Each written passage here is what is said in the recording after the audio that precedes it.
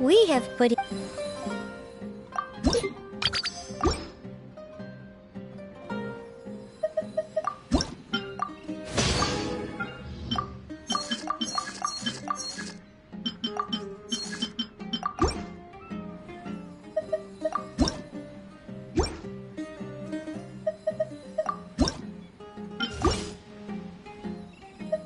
If you ever...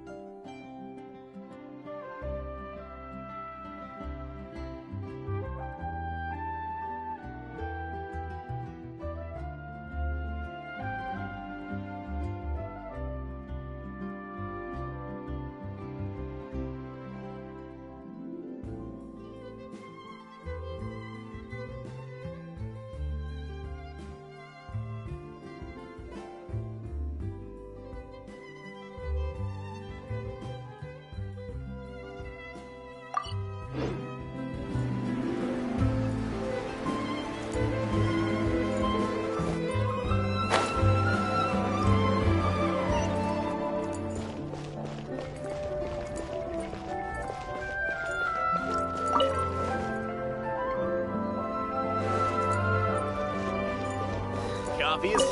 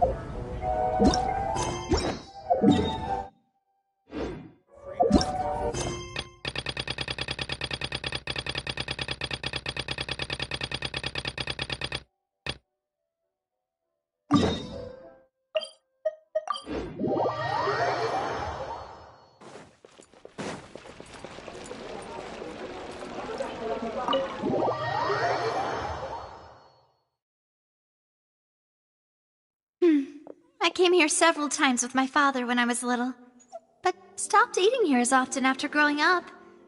I hope the food here will be to your taste.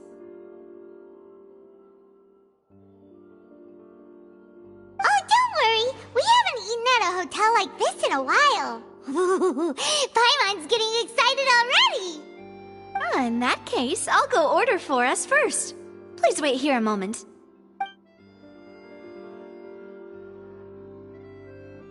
Ooh, everything looks so good! People in Fontaine sure know how to enjoy life! Why, of course. Go ahead, try whatever you like. If the food's good, I'll make a group reservation for the rest of Spina di Rosula next time.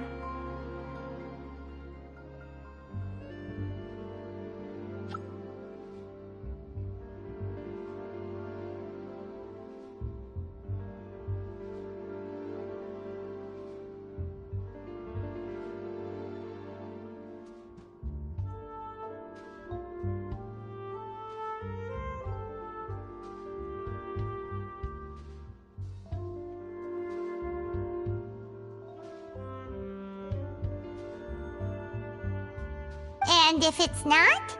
Well, then I'll still bring everyone. Albeit with only one dish per table. You, sure have your own way of doing things.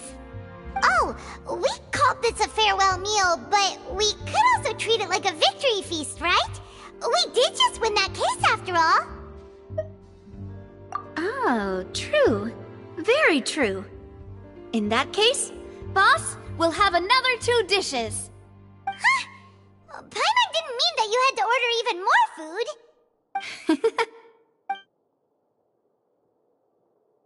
Speaking of cases, do you think that the mastermind behind the serial disappearances will get caught soon now that this has all happened? Well, we've certainly taken a big step forward, but I feel that's about it. We know that there's an organization that means to dissolve these young women, but we still don't know what they are really after. If it hadn't happened right in front of us, Paimon wouldn't have ever believed that a person could be dissolved like that.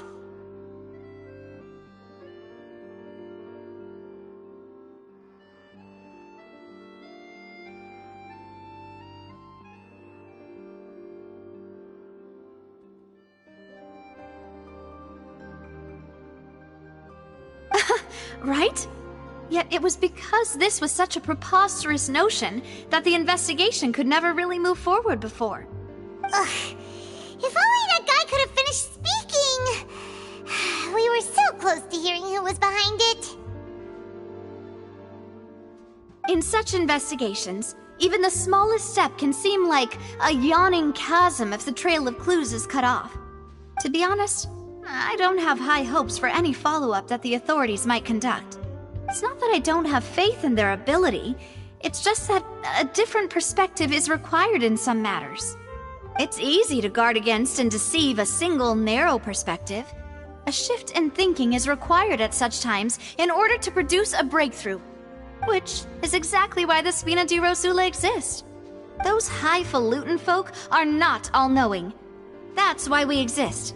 To seep into the cracks where filth falls through, where their watch fails them. That's the kind of problems we solve. Seems Paimon thought things were simpler than they actually are.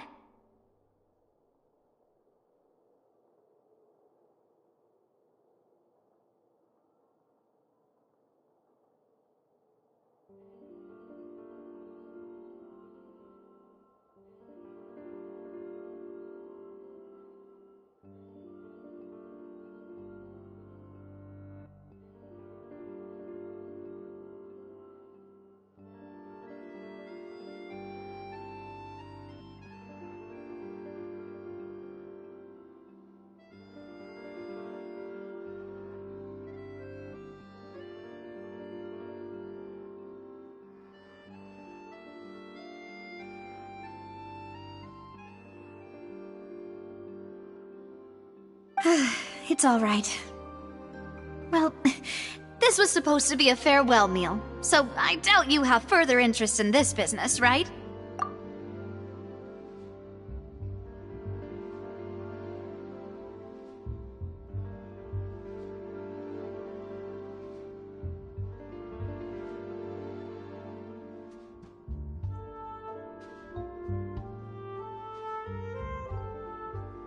Let's talk about something else. Like, what are your future plans?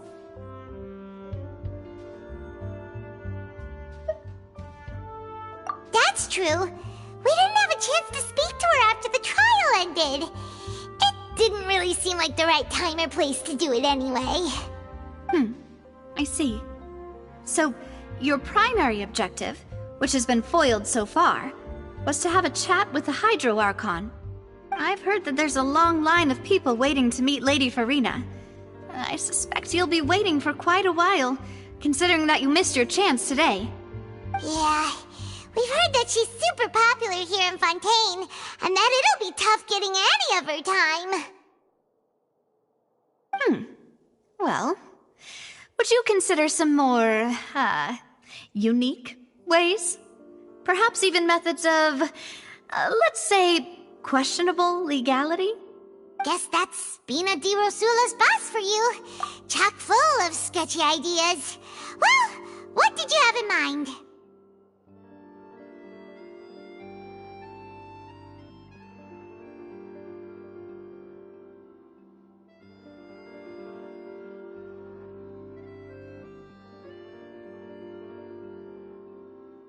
Well, one way would be to infiltrate a performance troupe at the Opera House, only to abandon your act at the play's climax and ask to speak to her after the performance.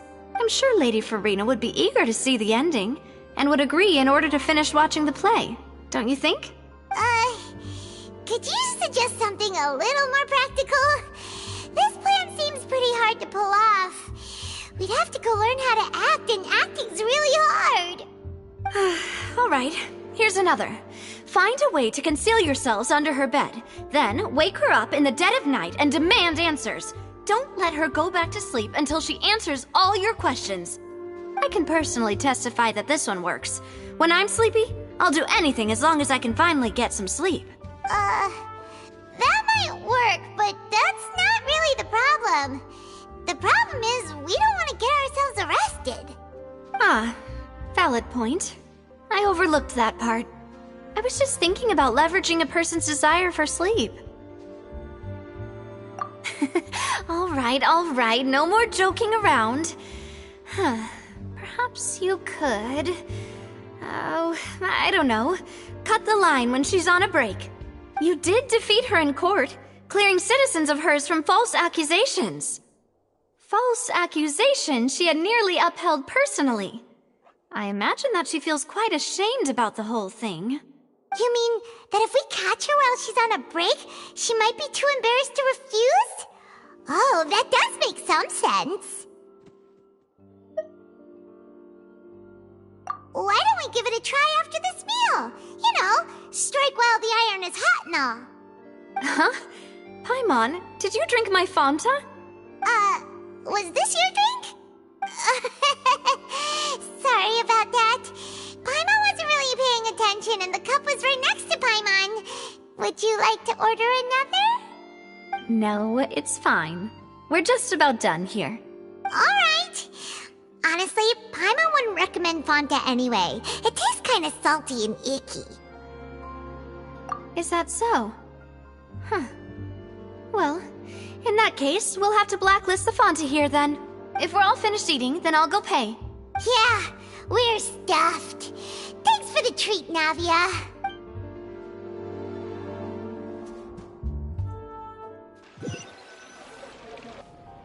Oh, so full.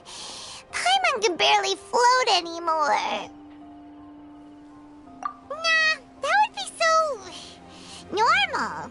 You know, like you. Okay. As for expenses this month, we're left with... Hey, Navia! What are you doing over there? Oh, nothing. It was just a meal, you know? Nothing the Spina di Rosula can't cover. Let's get ready to try to meet the Hydro Archon again. Bye, Navia! So this is goodbye, huh? Well, if you do encounter any other trouble in Fontaine, you're always welcome to contact the Spina di Rosula. I'll give your request the highest priority. In any case, I wish you smooth sailing. I'll see you again, partner. See ya!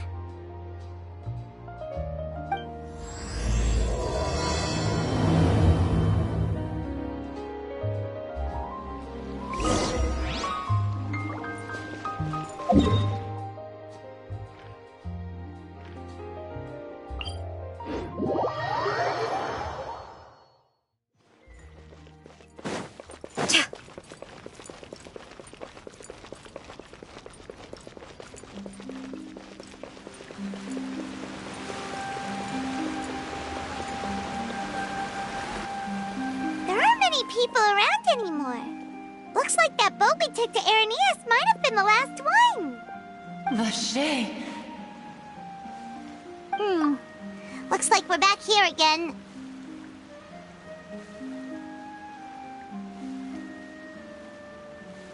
Huh?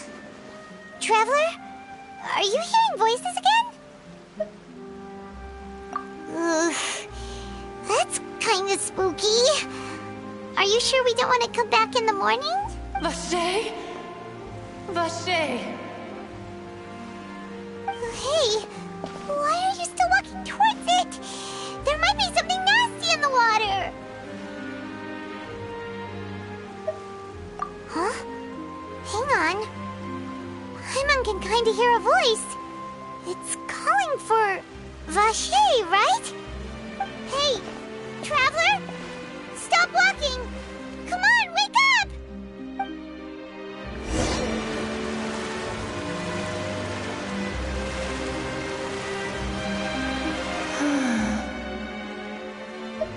Vache, are you my dear Vache? No, wait. You seem to be someone else. Do you know Vache? Do you know where my love is? Wait. Who am I? I'm very sorry. I fear I do not know. My memories feel like they have been washed away like a flood. So many fragments dissolved amidst the tide, never to be recovered. How much have I lost? How many things that I once held dear while on land have I since forgotten? Yes, that is what I was once. But now, I am but the consciousness of one who is lost, therefore. I do not know how I came to be like this either. I only vaguely remember being covered in light blue water, and then all grew dim. I also remember going to many places. I loved adventure, loved exploring places of peril. No matter where I went, Vache would go with me. I knew how dearly he loved me, and I also loved him equally as much.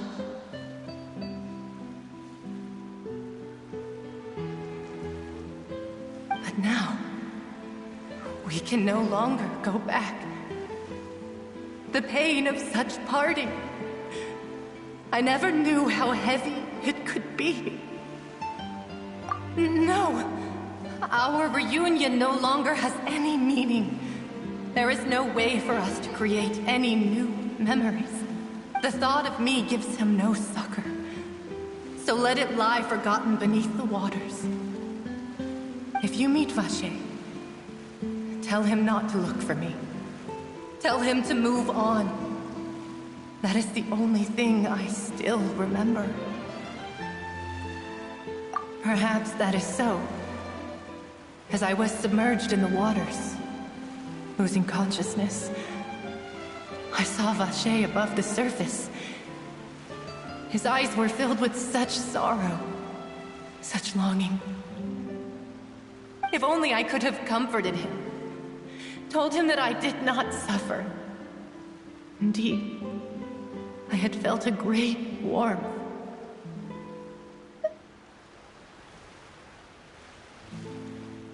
Is that what you call it? Dissolving? If anything, I consider it a form of release.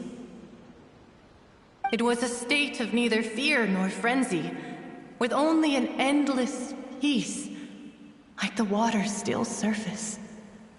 I could also liken it to being a thirsty person who drinks water for the first time, and only then sees how they have lived for so long in a world of endless want and anxiety. I think I hear your companion. It's time for you to go, I think. Farewell, then. I am glad that you were able to sense my presence.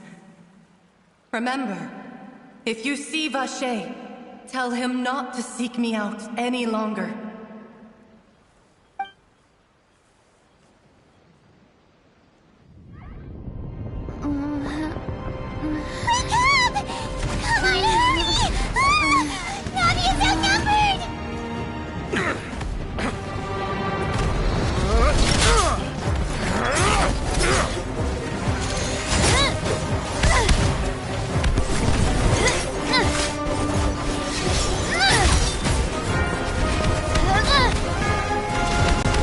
Look out!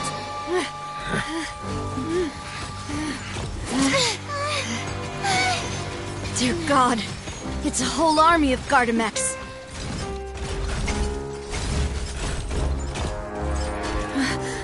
Chlorand?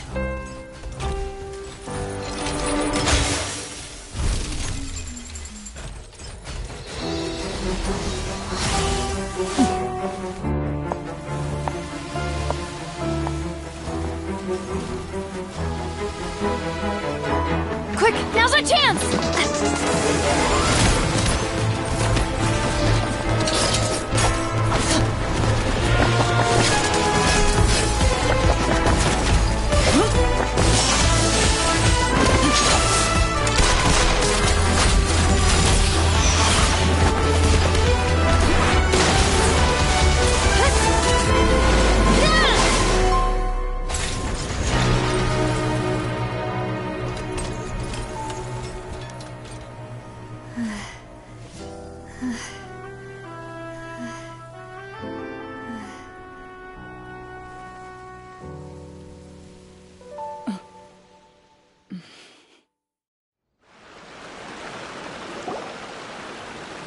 I should thank you for lending us your sword there, Chlorand.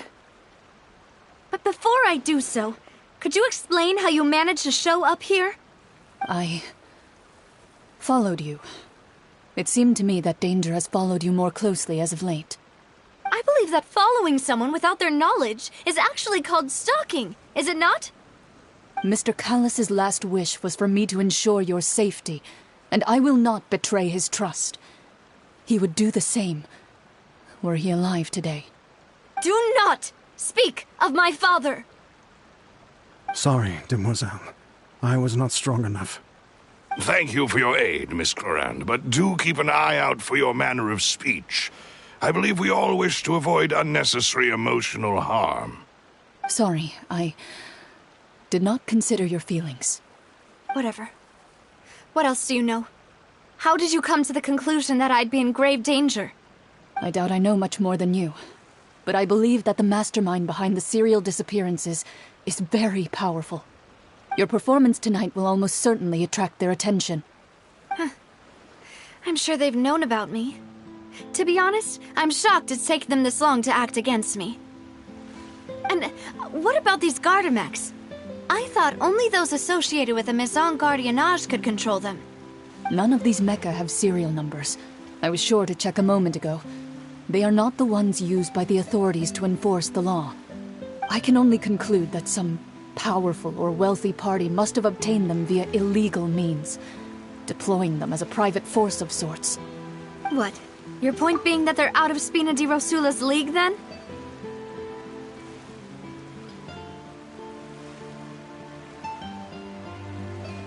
Yes. Be careful, and do not act rashly. I will continue investigating no matter what. We will bring the truth to light. That's my father's true last wish. Regardless, thank you for your help today, Clarand. But if you get any ideas, tell me first. I don't much appreciate being followed. I do not think that they'll strike again anytime soon. So I shall stop following you. Good day, all.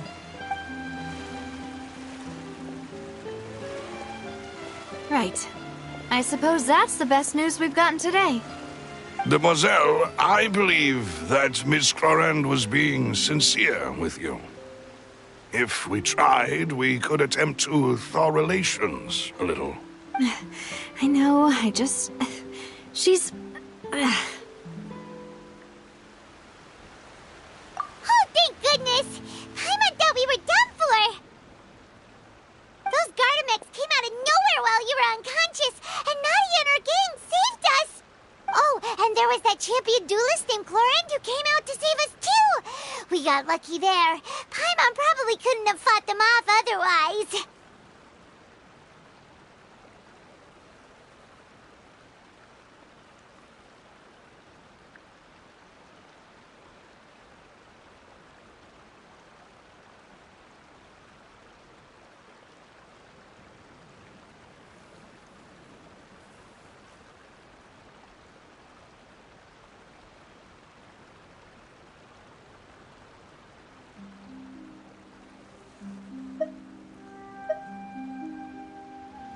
Oh, come now. Forget all that polite talk. That wasn't really a farewell meal we had back there. Not for me, anyway. In truth, I hope that every meal we have together shall be a victory feast. As such, we're still partners. There's no need to thank me. It will take 50 years for me to match Demoiselle's magnanimity. If it were me, I would have joined the Spina di Rosula on account of her goodwill long ago.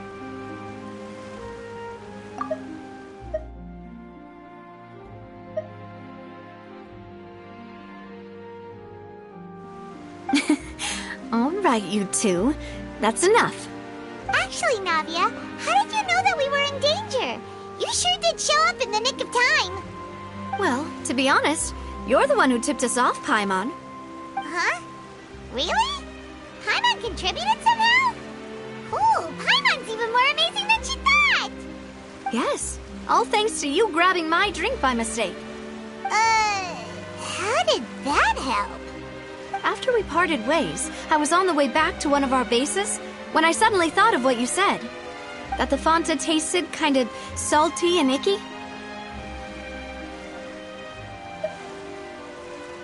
Fanta only comes in sweet flavors, so how could it have tasted salty?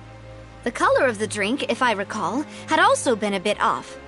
So the Fanta had been spiked with water from the primordial sea? Yes, so if you hadn't drunk that cup for me...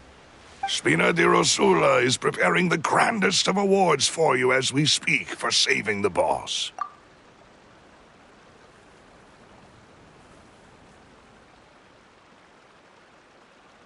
Huh?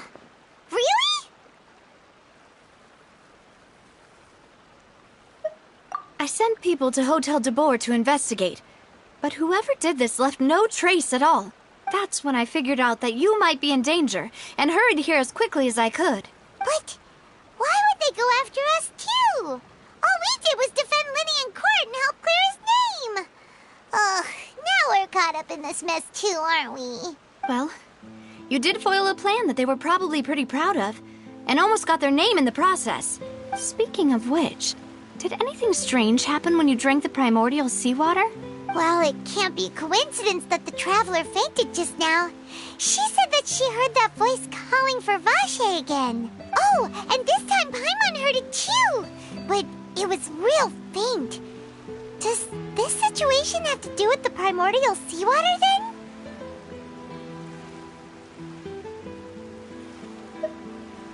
Does that mean the primordial seawater raises someone's sensitivity to hydro when it's used on people who are not from Fontaine? That doesn't sound like too much of a bad thing, to be honest. New intel? While you were out cold? Well, let's hear it, shall we?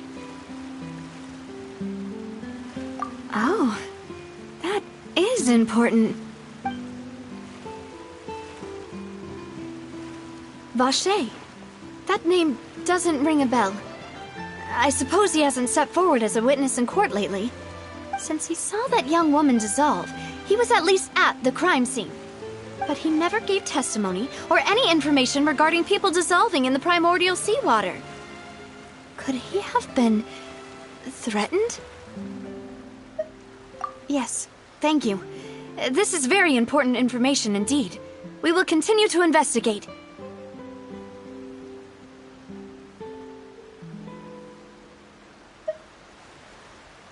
Oh, you mean you'll help us investigate? Well, you did say that our farewell meal didn't really count. That means we're still partners, right? And besides, we're in this now whether we like it or not. You're not gonna let those people who targeted us get off the hook so easily, are you, Traveler? Demoiselle, do try not to look quite so pleased. You are the face of Spina di Rosula, after all. You talk too much. Well, in that case, let's head back to one of our bases, shall we? I'll arrange accommodations for you. We also have some plans to go over, and hopefully we can deepen our bonds as partners. But we'll take that one step at a time, I guess. Don't worry, you two. With us around, our base is definitely secure.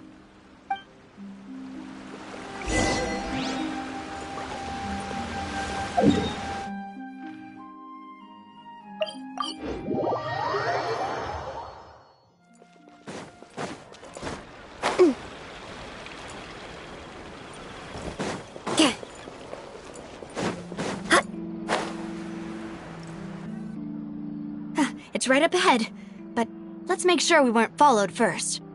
I've been keeping watch, Demoiselle. I haven't spotted anyone suspicious thus far. Very good.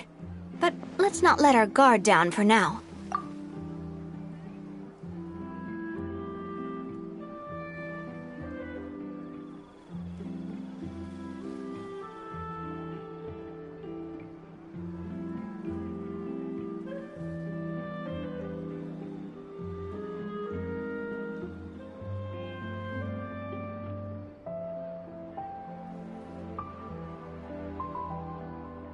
I shall find rooms for our respected guests. Thank you, Malus. Now, let's continue, Traveler.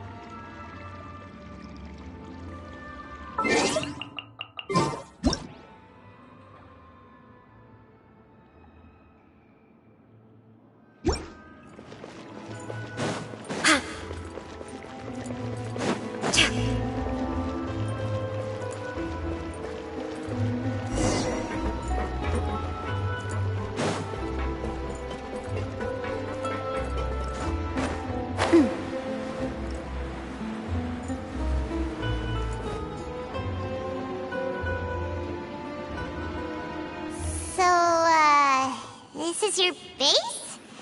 It's not quite what Paimon imagined. Your accommodations have been arranged. Under the present circumstances, I can confidently say it's the best we have. Well, our funds have been a little tight lately. After all, we don't allow illegal or unethical profiteering. In fact, our funds often come from citizenry who support us. Seems like it's tough times for everyone.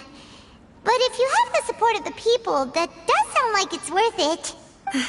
To be honest, our financial situation was a lot better back when my father was in charge a few years ago. I'm afraid I'm not quite his equal. Your father... he was the previous boss of Spina di Rosula, right? How did he... Demoiselle, if you'll allow me to explain. No. I'll explain it myself. I suppose I couldn't run from this topic forever. And as partners, this is something I hope they can understand. My father's name is Callus. Yes, the same one they call Callus the Unfaithful in the streets. 3 years ago, he was accused of murdering his own friend. But he chose a duel to defend his honor instead of standing trial. He died in the duelist's ring. Oh no. But I do not believe my father was a murderer. I'm sure he was set up. At the time, I believed that if he only stood trial and was duly investigated, something amiss would crop up and prove his innocence.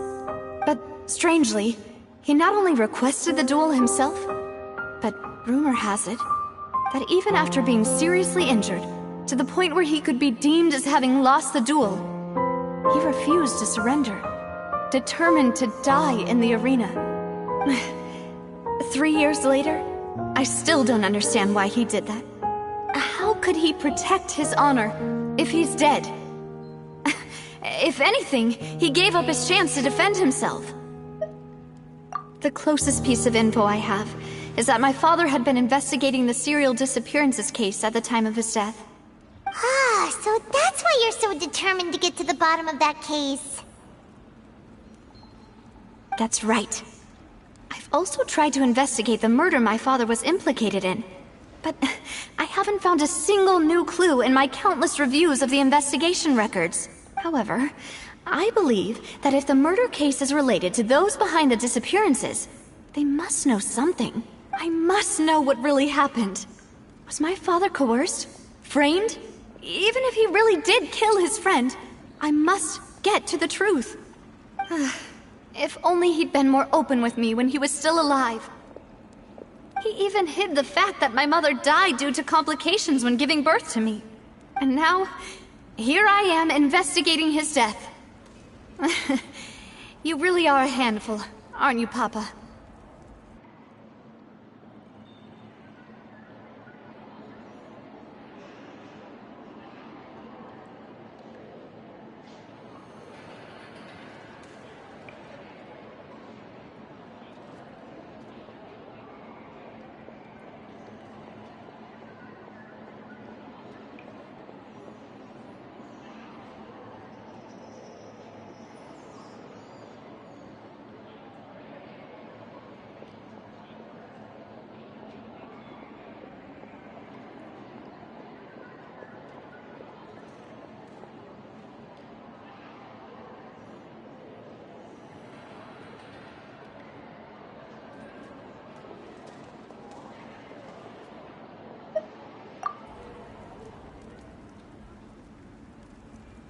Demoiselle, please, if there is anything I can do, anything at all. I also will never believe that Master Callus murdered anyone. There are none whom I respect more than the two of you, Demoiselle. Master Callus did so much good in life, yet all it took was one murder case for him to be dubbed Callus the Unfaithful. Even our supporters decreased greatly due to that incident, hence our strained finances at present. Wait, if Callus was such a good man, wouldn't people at least be a little suspicious when he was accused? No. Perhaps people just revel in that kind of drama. It's not something exclusive to people from Fontaine, really.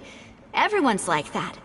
People love watching the evil turn over a new leaf, but they also enjoy watching good people fall into an abyss from one slip-up just as much. But how could... never mind. If Callus was really falsely accused, we have to find the truth. He didn't deserve to have that happen to him. There is one other thing. Master Callus's opponent in the duel was Ms. Clorand. Oh, her? Well, then, isn't that as good as saying that she was the one who killed him? Yeah, that's not the sort of thing that you can just let go and move on from. Ms. Clorand has always placed great emphasis on the honorable nature of the duel. If her opponent doesn't yield, she will not stop either. She knew Master Callus beforehand and greatly respected him, but seeing how he was resolute in the arena, there was only ever one choice she could have made.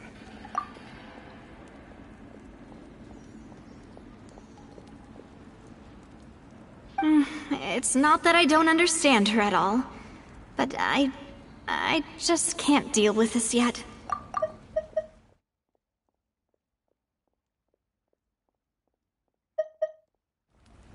Don't worry, Navia. Paimon knows how you feel. You don't have to force yourself to do that.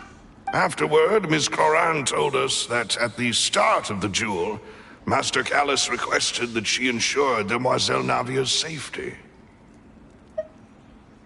Yes, that is our understanding as well. Oh, Papa. What madness drove you to ask the person who killed you to take care of me? All right, anyway, that's the information I wanted to share with you. Even if it did sound like I was just complaining towards the end. Thanks. You two should go and rest. This was quite a day after all. Yeah, Paimon's beat. Please, relax and get some sleep. We will ensure you rest soundly.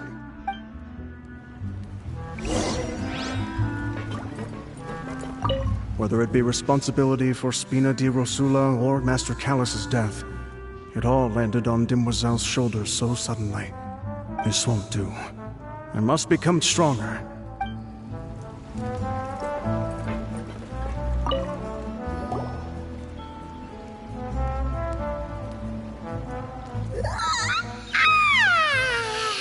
Paimon slept so well. This place feels almost too safe. Huh? Navia? Where did the other two go? I sent them back to Poisson. It's Spina de Rosula's place of origin, and where we have our headquarters. There's not much for them to do here at the moment. Paimon gets the feeling that you're just trying to get them off your back. But never mind that. When did you get back? Were you waiting here the whole time? No, I just returned after going out for a while.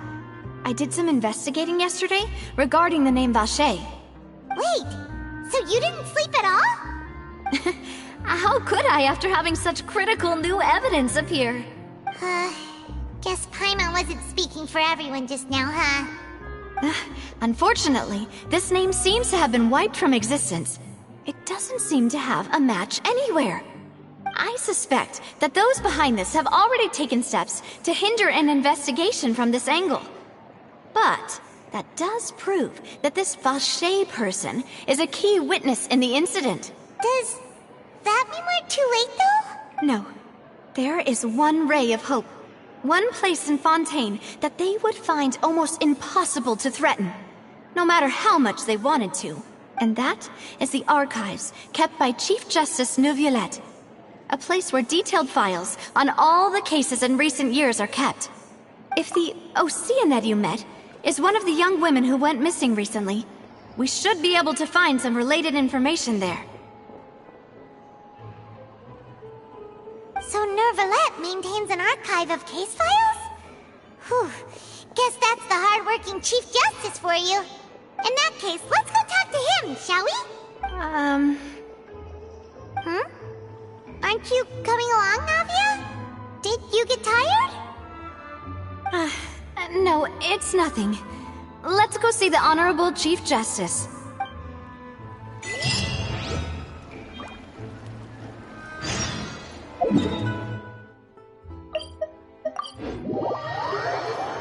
Palais is right up ahead.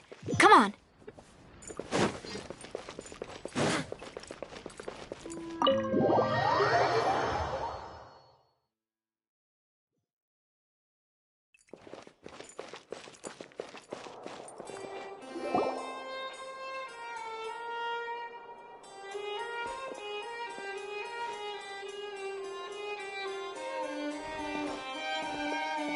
Halt! Please state your business here. The Chief Justice is presently occupied with official matters.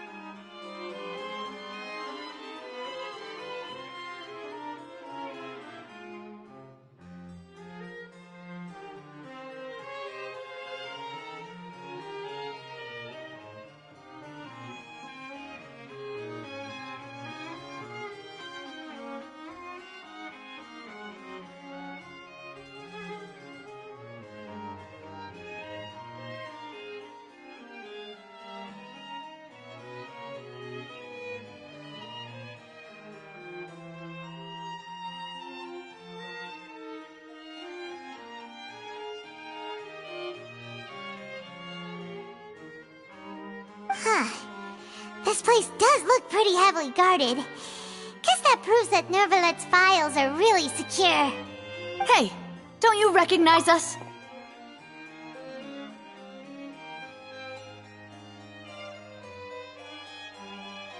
Huh? Who are you? Just to be clear, I don't care who you are or who you might be related to. Our rules make no exceptions. See? They've got great discipline, too. Yep. Paimon can tell. If you're here just to crack jokes, I can point you towards the exit. Unlike some, we're busy, so please leave if you don't have a reason to be here.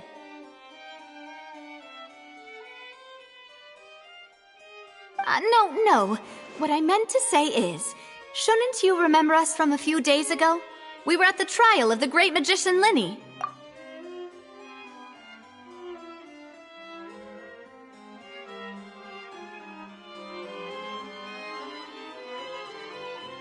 Oh, yes, I remember. I read about it in the Steambird. You must be Linny's attorneys. It's all coming back to me now. We're here today to report and archive some information on a follow-up case. Huh. Is that even a thing? Of course. Don't worry. We're here on official business. You can trust us.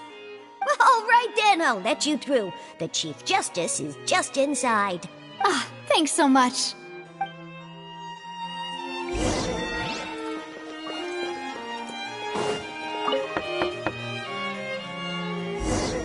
Please come in.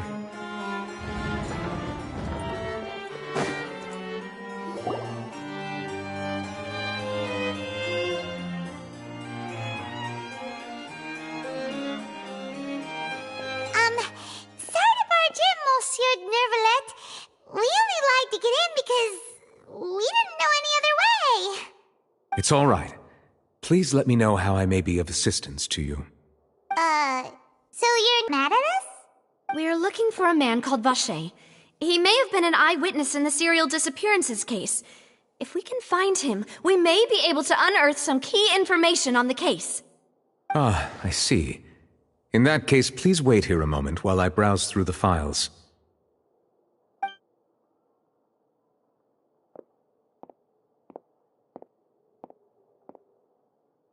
Who knew that Nervalet would be so easy to talk to?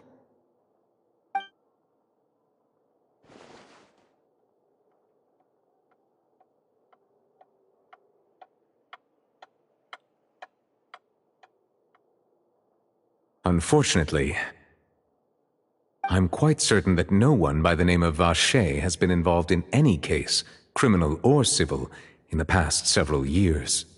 There are no records of him either in the files or in my memory.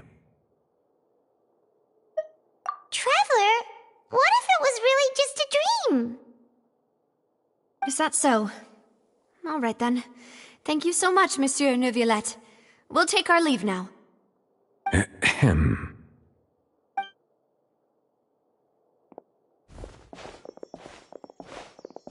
Miss Navia, I can understand how you feel.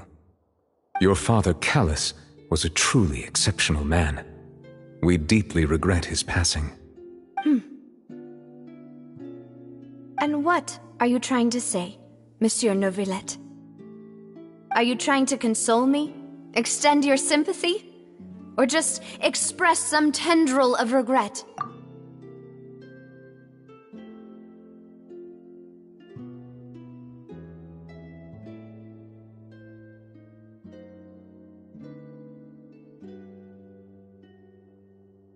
No. You are not trying to do any of that. I can hear it in your voice. There's no emotion behind your words. You only said those things because you felt like you should.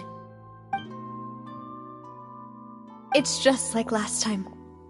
After my father took his place in the duelist ring, I pushed through the guards to talk to you as a last resort.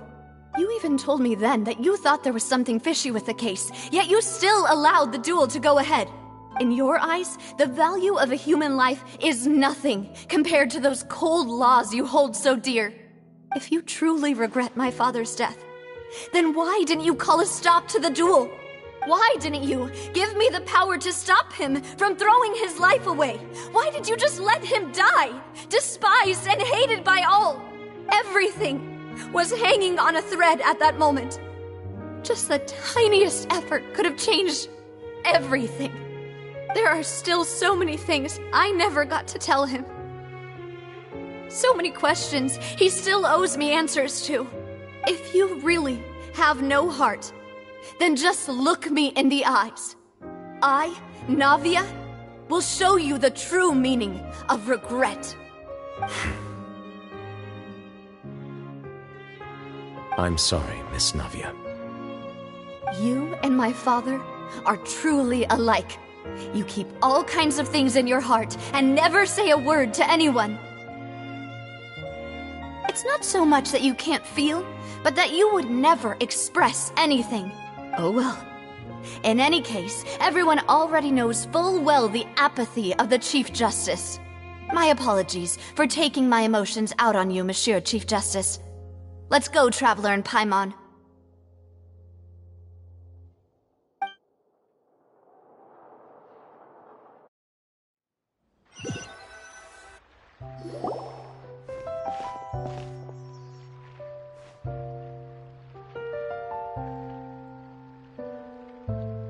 Navia, are you okay?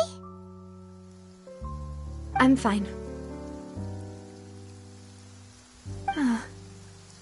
Rain. It's raining. You're right.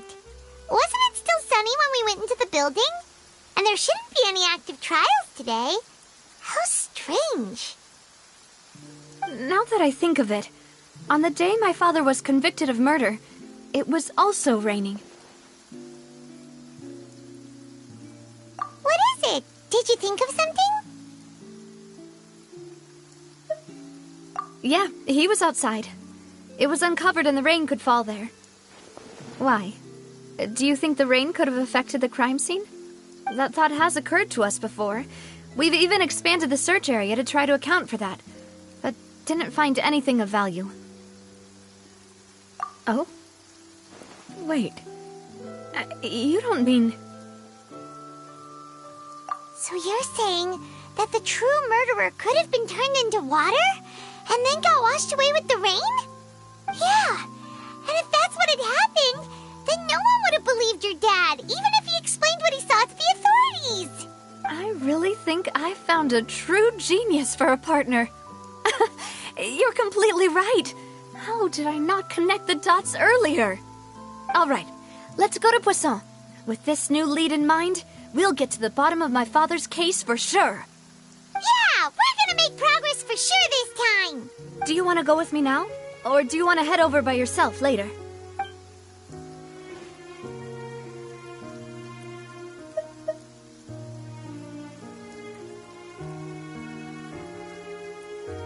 Great.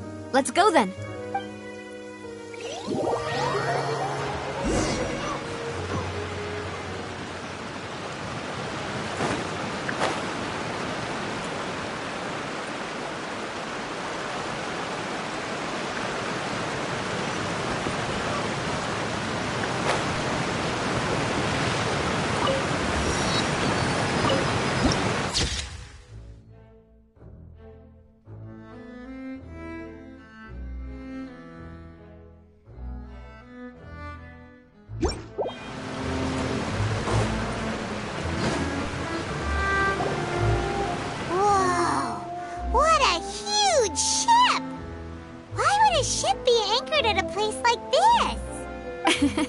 There's no need to be so surprised.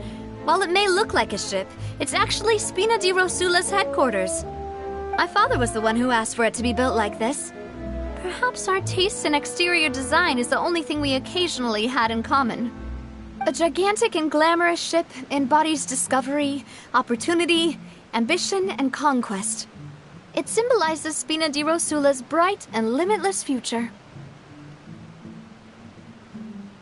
And Paimon thought you were bluffing when you said Spina di Rosula had a glorious past. Paimon was confused why a group with such a history would live in the sewers.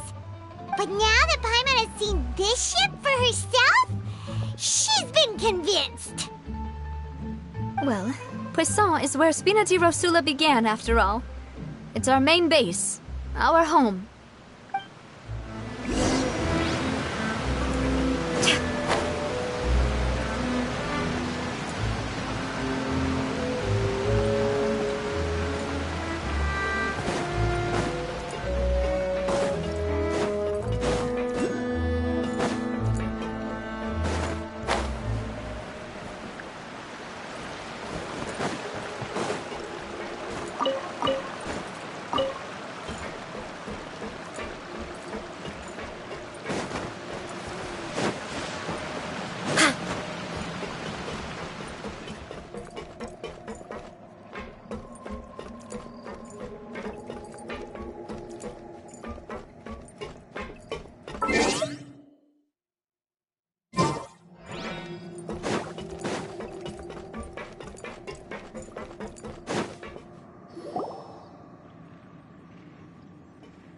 Melus, we're back!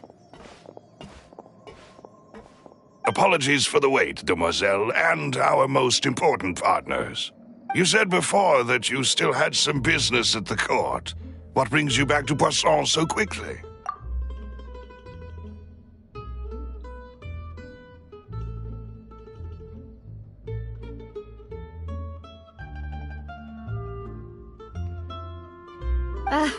About that. It's because my partner here reminded me of something really important. You see, what if my father's case had something to do with water from the primordial sea? You still remember, right, Melus? On that night, it was raining? Yes, the case was quite similar to that of Mr. Linney's. Both were what you'd call impossible murders. Could you tell us a bit more about what happened before? Yeah, of course. Many years ago, something called synth began to gain popularity in Poisson. At a glance, it was a kind of drink that could excite your mood and produce many pleasant hallucinations. Wait! Didn't that guard guy who turned into water also mention that the primordial water could be used to produce some kind of potion? Yes, he did. Considering what we know now, it's almost certain that synth is created using water from the primordial sea. If you drink synth for an extended amount of time, you'll suffer many side effects, such as losing the ability to focus or control your emotions. And if you were to stop drinking it completely, you'll experience flashes of paranoia and anxiety while lacking energy to do anything. It's an extremely dangerous substance. As he oversaw Poisson, my father was compelled to put a stop to synth abuse and called for a complete ban of it. Boss's uncompromising attitude incurred the synth vendor's wrath, but no matter how much they threatened or bribed him, he refused to yield. Not only that, Boss became determined to find the mastermind behind the synth operation and put an end to the problem once and for all. Yes, but the enemy was very cunning. So he could never get anything out of the dealers, all of whom only sold the stuff and weren't privy to the rest of the operation. Recognizing that, my father decided to contact the dealers in secret and cultivate personal relationships with them. Finally, he was able to convince someone to become his informant. Yes, but the enemy was very cunning. So he could never get anything out of the dealers, all of whom only sold the stuff and weren't privy to the rest of the operation. The man's name was Jacques. He felt greatly ashamed about his work after seeing many families destroyed by synth abuse. That night, my father hosted a banquet at his countryside estate. He planned to meet up and exchange information with Jacques over some food. But then, we heard 2 gunshots from the courtyard. We raced to the scene and found my father, still holding a gun, and Jacques, who was already dead on the ground. Huh? How did that happen? Aren't they on the same side? Sounds just like Lenny's case, doesn't it? In both cases, the culprit seemed obvious, but neither appeared to have any motive at all. Looking back on it, though, I now believe the most important clue was something we all overlooked at the time. There were pieces of clothing left at the scene. Precisely. It's all thanks to you that I made the connection now. Back then, we all just thought they were some costumes that Jacques used to disguise himself at the banquet. But, considering it now, it's almost certain that they belong to a third person at the scene. With one extra person, we'll also need to reconsider why the 2 shots were fired.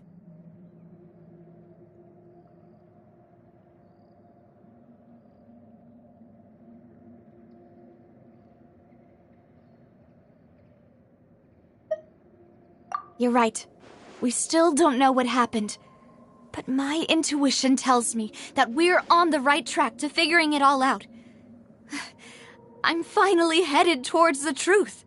Jacques was an empathetic man who was infinitely remorseful for his past actions. It's unlikely that he turned on Boss with 0 warning.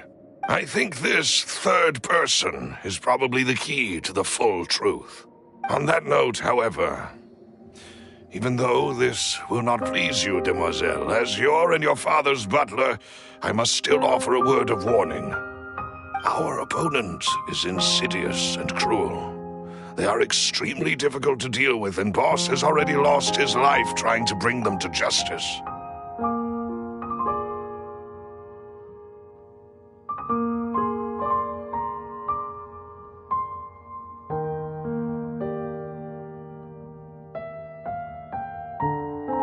Even though Spina de Rosula has lost most of its former glory, Poisson has welcomed a new time of peace, and we have been allowed to live out our lives. There is no need to follow your father's path. It would be both wise and in line with Boss's wishes to step back and give up on the case.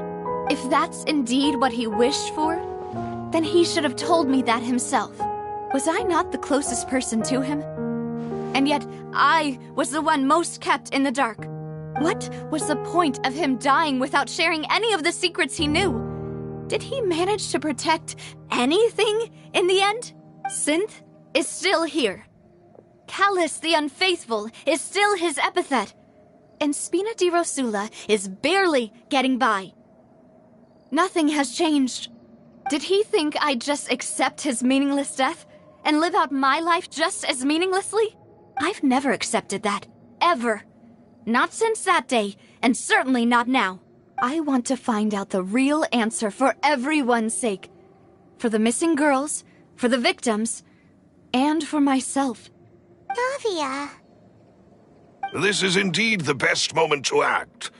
Your partner appears to be quite reliable, and more importantly, demoiselle, I think you're also ready to take this on. So you do know something else, Malus? Yes, I do. In fact, even before that banquet, Boss already knew of the connection between Synth and the serial disappearances case. But what drove all the tensions to the boiling point was the revelation that you, demoiselle, had been selected as the next target to disappear. What? Boss also didn't tell you that he had been diagnosed with a rare illness. The doctors told him that he had no more than 5 years left to live, and the serial disappearances case caused him great anxiety. 5 years was nowhere near enough time to resolve this long-standing conflict, but once he passed away, all the danger would pass on to you. Knowing all of this, he decided to use one final intimidation tactic before his death. He claimed to have already gotten his hands on some key incriminating evidence for the other side, and even told some members of Spina di Rosula about the details. But as long as you remained safe, he would not share the evidence with the public. If something were to happen to you, then he and all those he told would immediately expose all they knew about Synth and the disappeared victims. Right, so nobody would be able to get off scot-free. As we've seen, Boss's tactic has worked. Even though Boss has been gone for a long time, the other side has not tried to take Demoiselle's life. No, I don't believe it. He never appeared to look sick to me.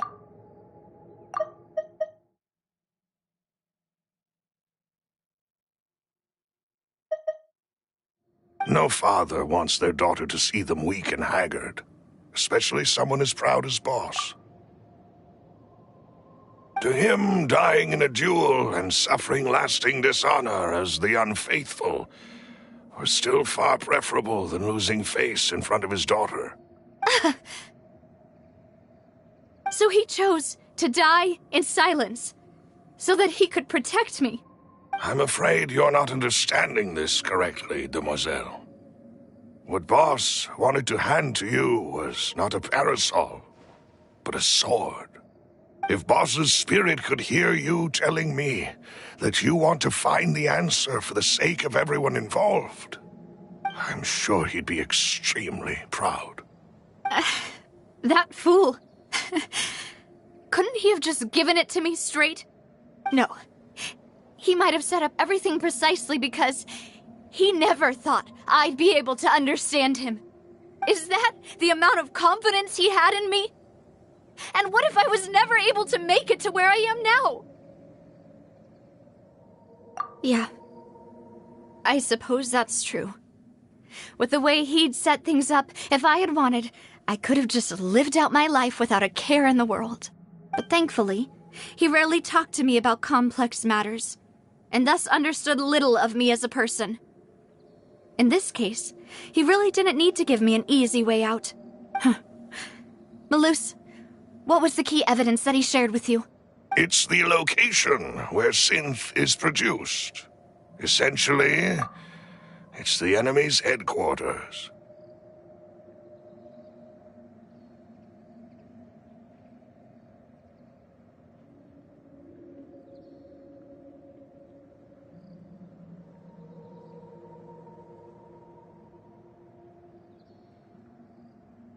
When he was threatening the enemy, Boss didn't share the specifics of the incriminating evidence he found.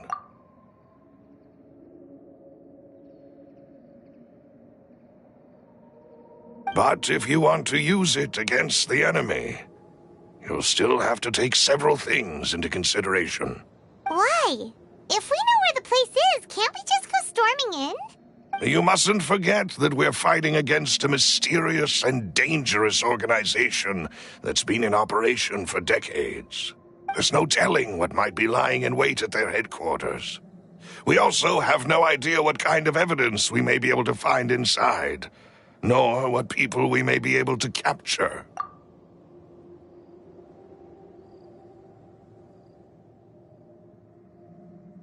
But a single visit to their headquarters would be tantamount to a formal declaration of war.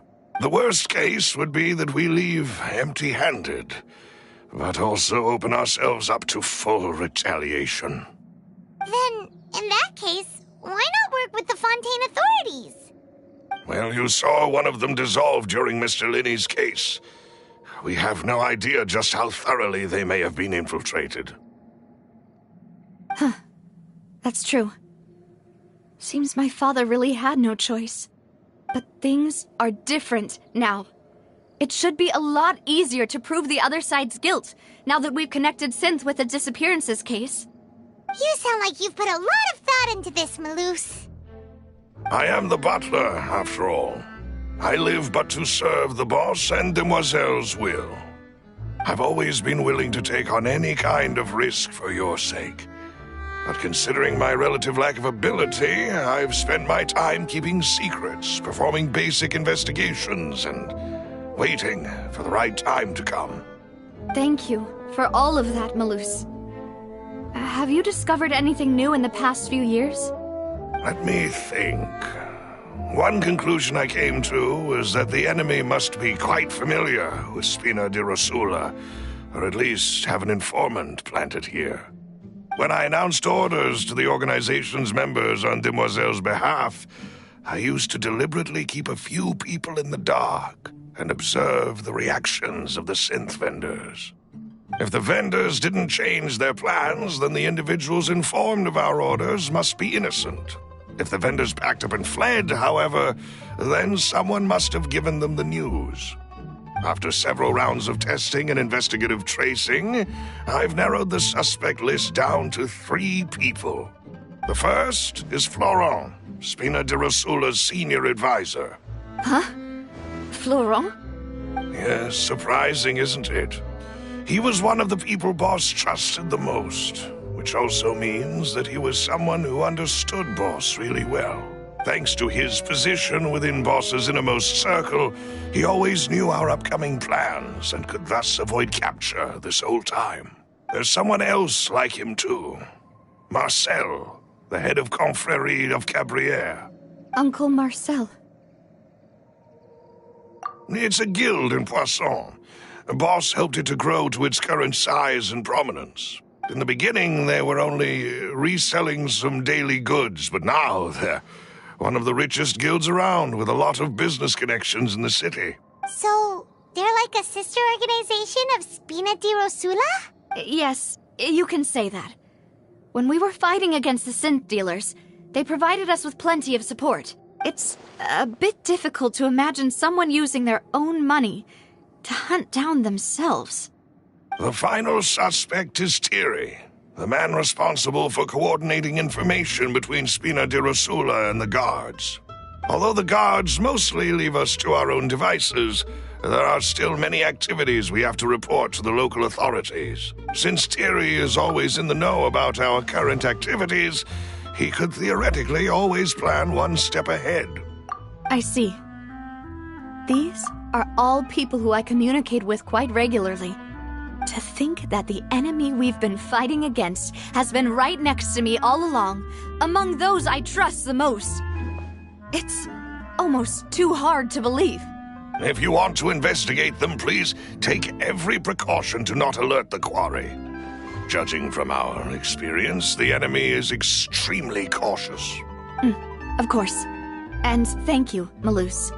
You've provided us with a lot of great information. You're too kind, my lady. I'm just doing my duty. And before I forget, proving Boss's innocence would also mean clearing him of blame in Jacques' death. After that incident, Jacques' wife and daughter were taken into the Spina's care. They still live in Poisson today. If it might help, you could also pay them a visit. I can make the necessary arrangements. Oh, thank you so much, Malus. You really are the best. A new case awaits, my dear partner. I hope we can work together to uncover the truth and end this case once and for all.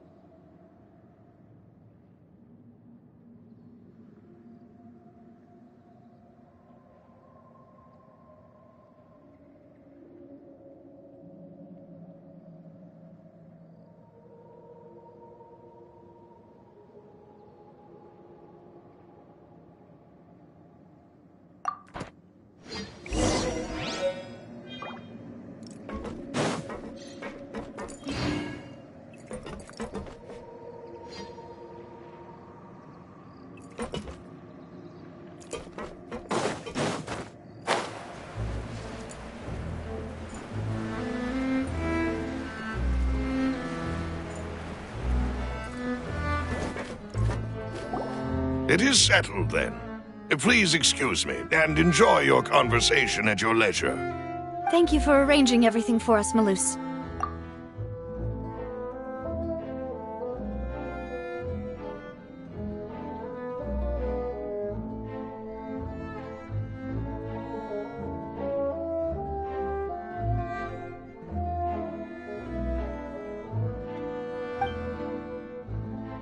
Excuse me, miss. Do you need anything from us? Oh. Hey, Navia's all quiet. This isn't like her at all. I'm sorry that I only came to visit after all this time.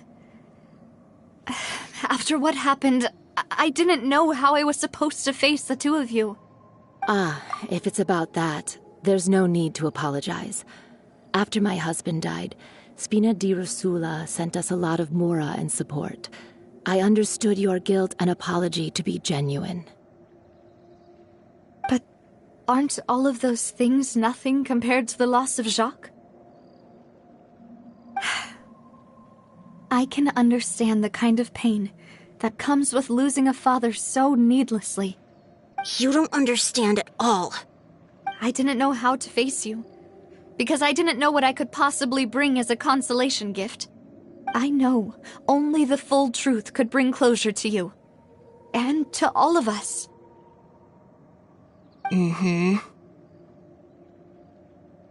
sorry. I appreciate the sentiment, but you don't have to carry all that guilt. On the matter regarding my husband, my daughter and I have more or less found our answer already. Would you mind sharing it with me? I really can't believe that my father could ever bring himself to shoot Jacques. I always knew that my husband's money was earned through others' suffering. He told me countless times that if he could turn back the clock, he would never go into the synth business again. He had many regrets, and felt that he took the idea of providing for his family too literally. For the longest time, he thought Mora was everything.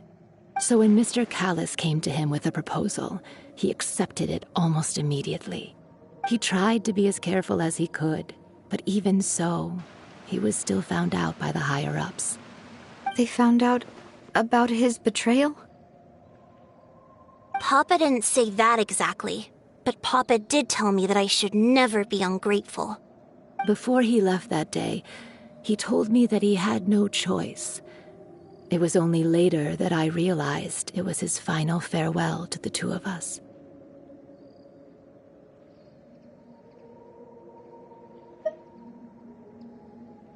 I don't know that for sure, but you could say that's the conclusion I eventually came to. Which is why I'm the one who should feel guilty. Callis had always taken great care of us, both when he was still alive and after he passed away.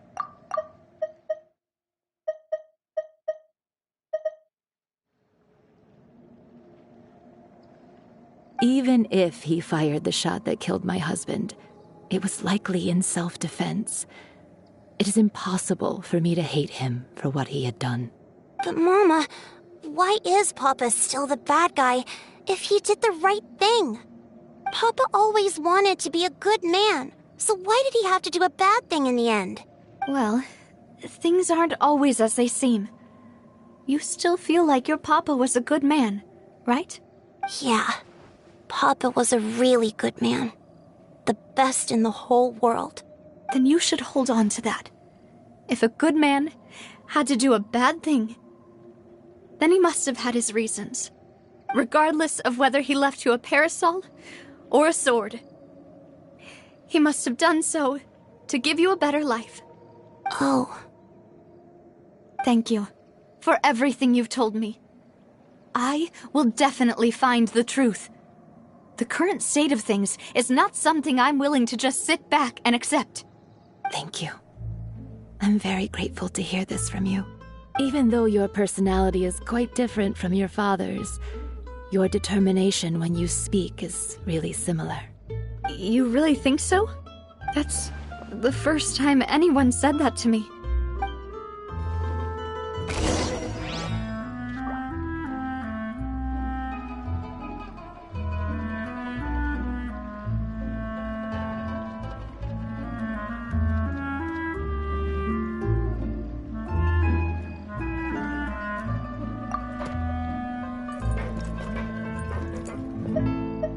I'll leave my husband's case to you.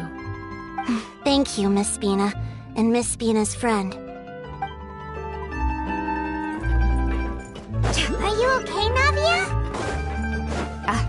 I'm fine. Don't worry. Let's investigate the 3 suspects next. Florent should be nearby, and we should be able to find Thierry and Uncle Marcel in the city. I'll get myself together on the way, so please don't worry.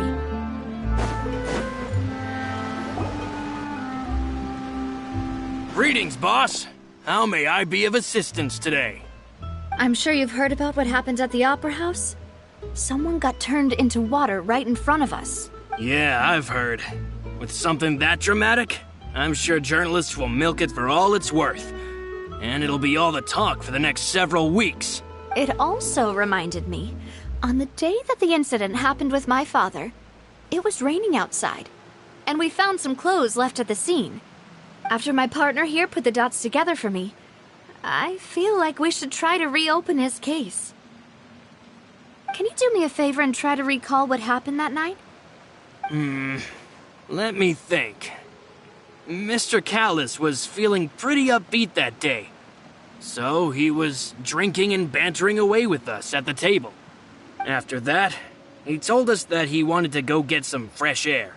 So we let him go without thinking much of it. Who knew that we would hear 2 gunshots ring out right after? My first reaction was that Mr. Callis's life was in danger. So I grabbed my holster and made a mad dash toward the scene. But when I got there, it was already too late. Mr. Callis was standing over a dead body with a gun in his hands. All we could do was look back and forth at each other, not knowing what to say. So you also remember 2 gunshots then? Indeed. The guard said that the first shot didn't hit anyone, while the second killed Jacques. But I've never really bought that explanation. Reason being, Mr. Callis had left his gun on the table. I even made sure to confirm that before running to the scene. But according to the guards, that doesn't mean he couldn't have had other guns on his person.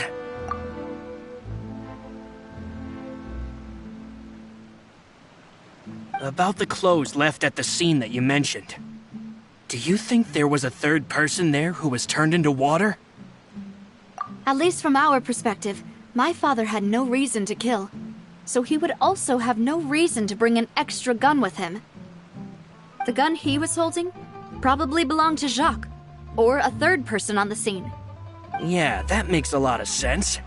So you're saying Mr. Callis ended up with the gun because he seized it from one of the other guys? But hold on. If that's what had happened, then why didn't he share the truth with any of us? He didn't even want to face the Oratrice machine, and chose instead to prove his honor in a duel. Did he lose all faith in the courts after seeing someone dissolve right in front of his eyes? About that, Malouse told me a thing or two. So, I think I can understand why he committed to the duel. I'll tell you everything once the whole truth has been revealed. I understand. Then I'll leave Mr. Callis's honor in your hands, boss.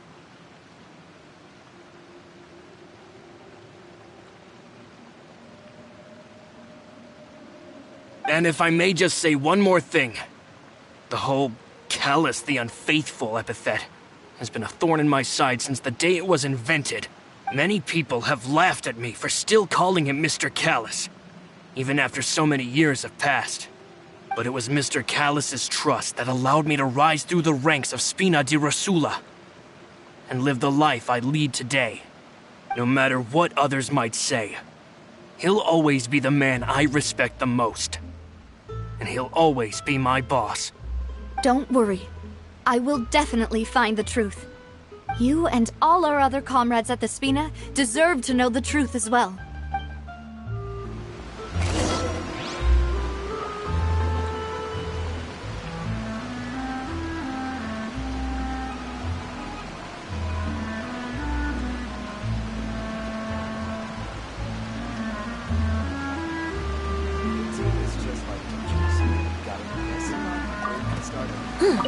My apologies, boss, for that last sentimental bit.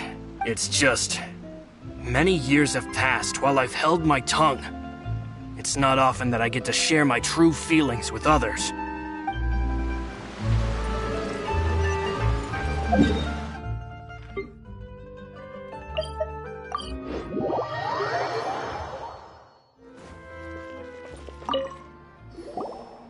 Hey, Thierry, it's me.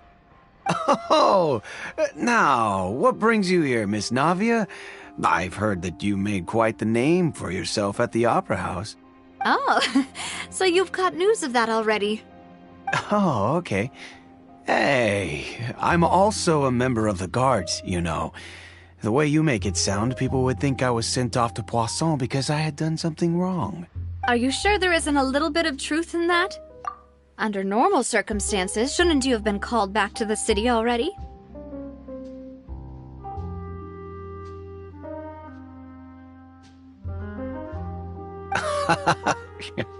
I mean, where I work is really up to me. Let's just say I enjoy the ambiance of Poisson. Callis did a fantastic job running the town, building Spina di Rosula from the ground up and clearing many obstructions in my way.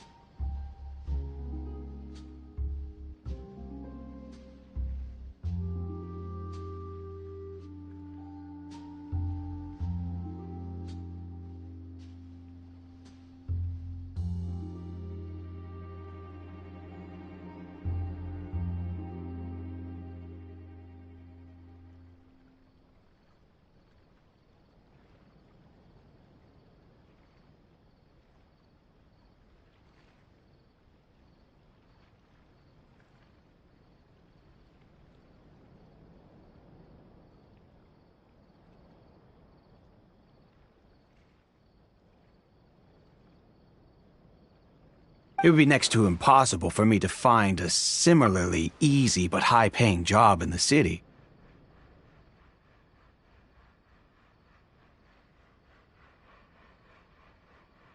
Anyway, enough chit-chat. Are these two friends of yours?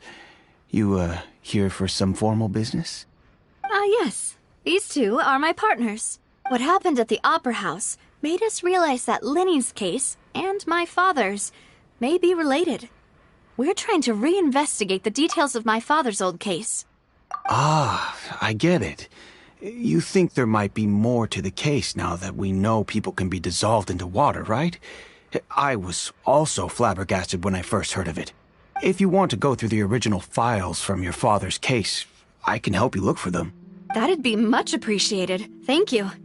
Actually, I have another question. Do you have the authority to dispatch Gardamex?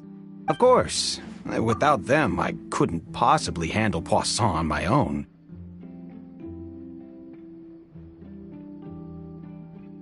Why do you ask? We definitely can't use them to forcefully get more evidence for your father's case. Well, you see, just recently, we were attacked by a horde of unnumbered Gardamex in the city.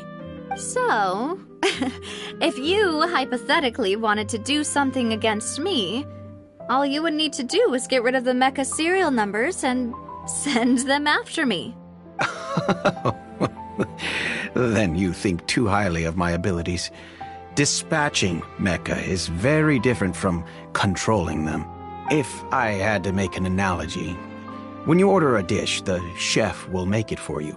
You can ask the chef to cook, but not to massage your shoulders or carry your baggage. If you try to make unreasonable demands, the chef would just think you're out of your mind and ignore you completely. The same goes for me and my Gardamex. Removing a serial number is also not as easy as you might think. There are a lot of complex steps to it, and it's almost impossible to keep it a secret. So I can promise you, those mecha were definitely private units. They're certainly not cheap. So, whoever their owner is must be super rich, powerful, or both. Now that you mention it, though, being in the synth business would definitely be profitable enough to afford this.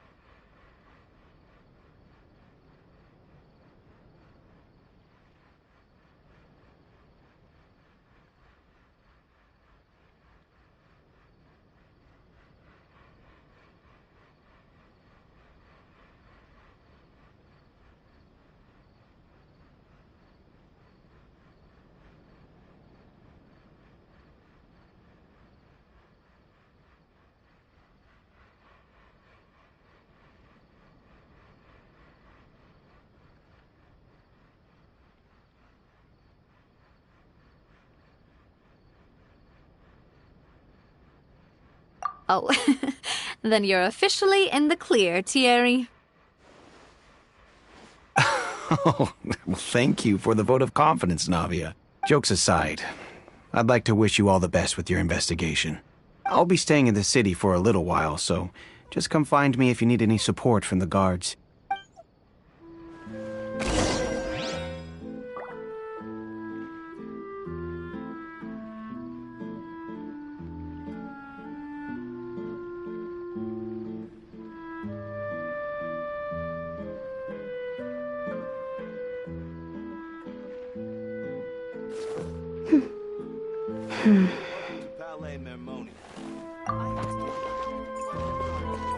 I'll see what I can do for you in Spina di Rosula when it comes to guard stuff, but don't go advertising it to everyone else.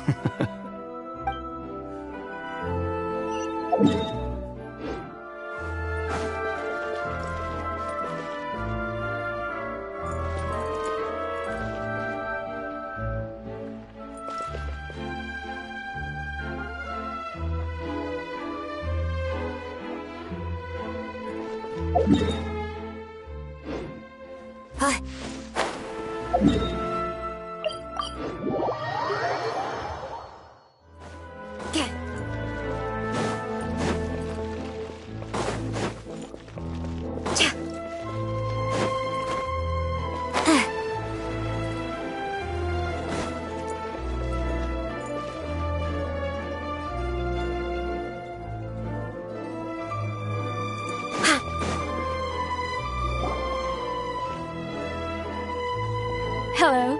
How may I help you? I'm here to see Marcel. Could you please let him know? You can just say Navia's looking for him.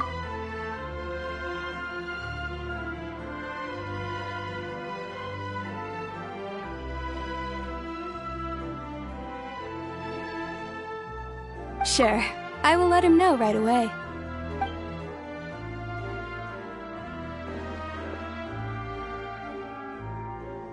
Navia, hello. Sorry to keep you waiting. I'm not as young as I used to be, so my legs are giving out a bit. Oh, it's all right, Uncle Marcel. There's no need to stress. I just wanted to talk to you briefly about what happened in the Opera House. I'm sure you saw everything too, right? Yes, I've never seen anything so strange. Oh, you were at the Opera House too? That's right.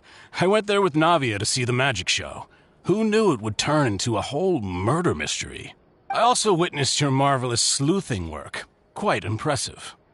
To beat the Hydro Archon at her own game on her own turf, I can already imagine everyone in Fontaine discussing your exploits over a few glasses of wine. Oh, Paimon doesn't want to become the talk of drunkards. Apologies. It's just how Fontaine is as a nation. Everyone loves drama and theatrics. Uncle Marcel, you've also noticed that other thing, right? The fact that humans can dissolve in water? Yes. I was reminded of your father's case right away. Is that what you're investigating now? Exactly. I still don't have much solid proof, but I can sense that the other side has already begun to act. Oh, and what makes you say that? We were attacked on Araneus by some unnumbered Gardamex. And there was also an attempt to get me to drink water from the primordial sea.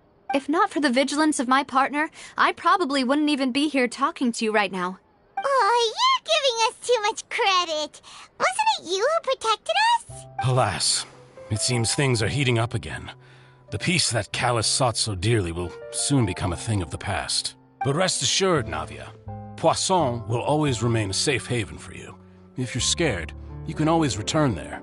If anyone dares to lay their hands on you there, the Confrérie of Cabrières will use its funds to the last Mora to bring them to justice. Thank you, Uncle Marcel. But I don't intend to go into hiding. I'm going to strike while the iron's hot. Do you have any new thoughts on my father's case? About that. Sorry, my age is catching up with me, so it'll take me a while to recall my memory. The Confrérie was responsible for that banquet, so I was out and about the whole time making sure things were running smoothly. I didn't even have the time to drink with the guests. Then I heard the sound of a gunshot, and the rest was history. Oh, it's okay. No need to push yourself. We'll ask around some more, see if there are any valuable clues elsewhere. Sounds good. Just let me know if you ever need Mora. All my wealth comes from Callus's patronage and support. I'll spend however much it takes to clear his name.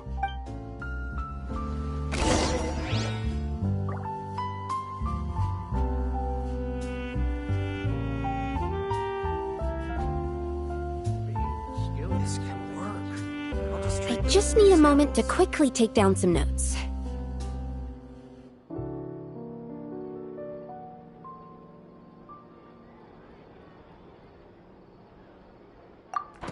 Ah, alas, why do these kinds of things happen to the kindest people?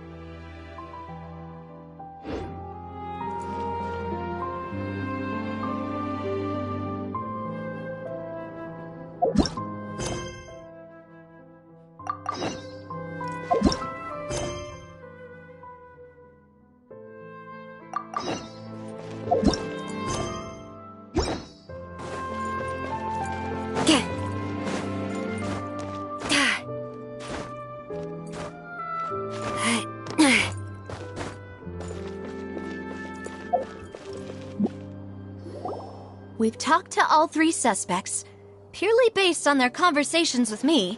None of them sounded particularly suspicious. I suppose that's to be expected, though. If a single conversation's all that's needed to find them out, then my father wouldn't have needed to investigate the case for so many years. Anyway, even though we didn't make a breakthrough, let's still compile what we were able to find.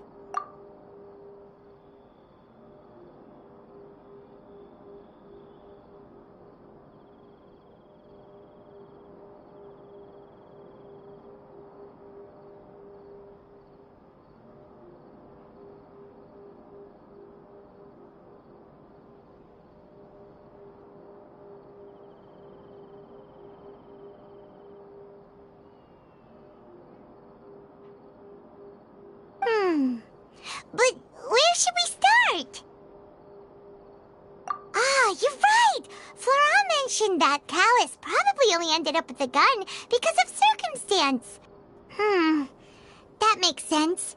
According to Jacques' family members, he already told them that he had been discovered, and that he had no choice before he left home that day. If I had to guess, he probably received an order from the synth boss to kill my father. Had he refused, he and his family's lives would have been forfeit. So, Jacques fired the first shot?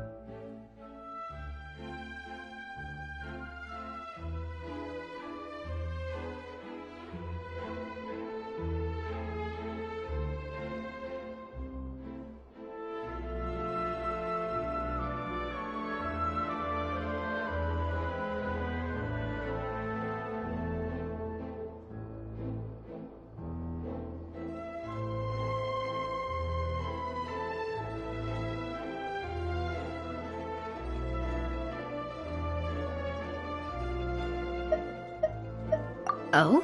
And why is that?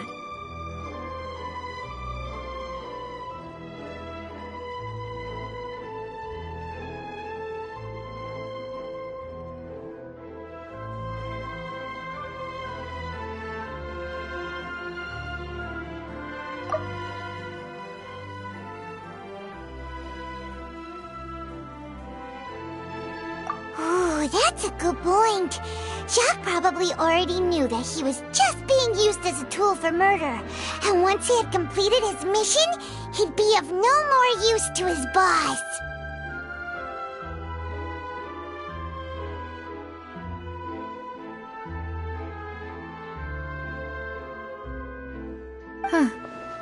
So, what would make more sense from his perspective would be to turn his back on the Order and seek protection from my father.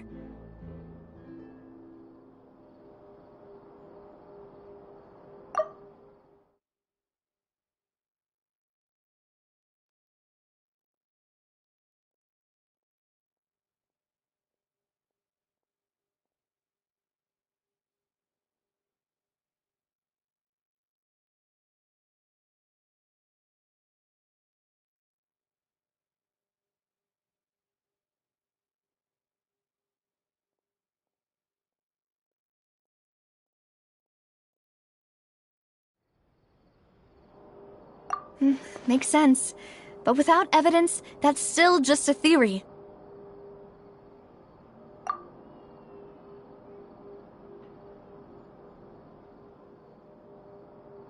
Besides Jacques, the attack from the Gardamex has been bothering me quite a bit as well. It's obvious that our enemy has become more antsy after the secret of the primordial seawater was revealed.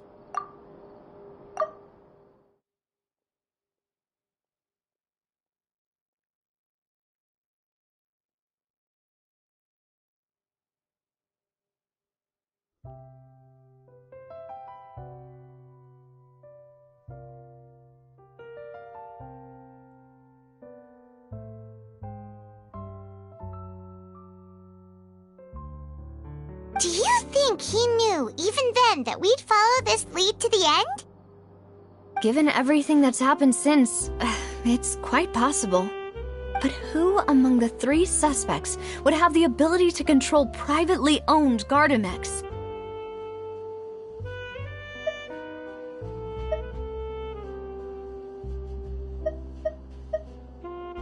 Thierry, you say?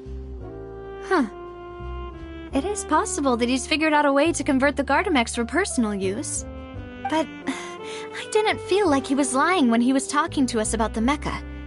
I also don't think he'd be able to keep that kind of tampering under wraps.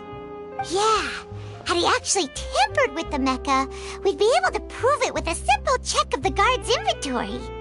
If the mecha were taken from the guards, it should be pretty easy to find out when and how that happened.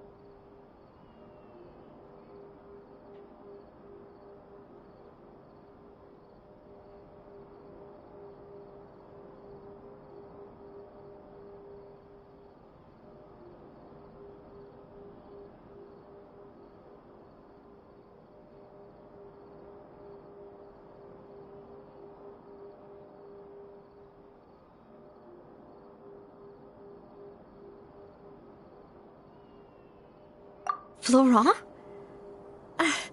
It is true that he was closest to my father, and thus had the best chance of learning about his dealings with Jacques.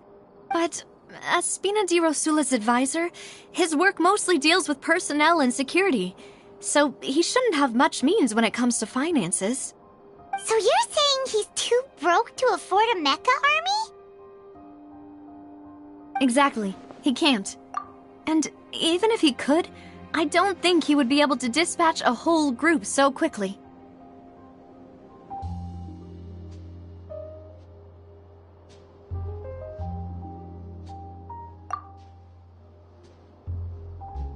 Uncle Marcel? My father did really trust him. And they worked together on a large number of projects. Maybe that's how he got to know Jacques. And with funds from the Confrérie, he could also afford a large number of Gardamex. It's still really hard for me to imagine, though. After all, Uncle Marcel has been around since I was just a child. Also, wouldn't this mean he has been spending a whole lot of mora and energy to fight his own synth business?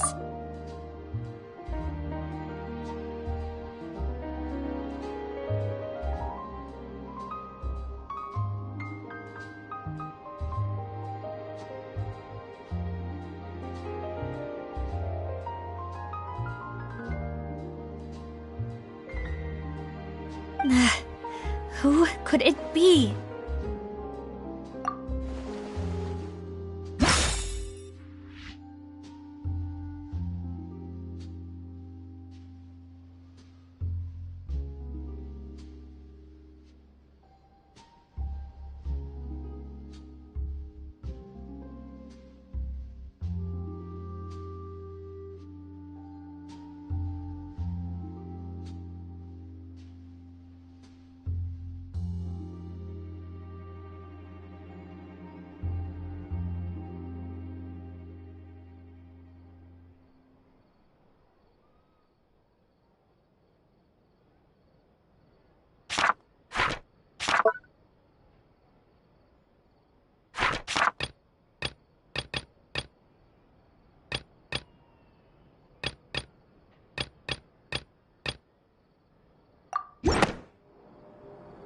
You know, if you think everything through, Uncle Marcel is indeed the most suspicious of them all. Could we be missing other suspects? Malus didn't know about the people turning into water thing when he narrowed it down to these three, did he?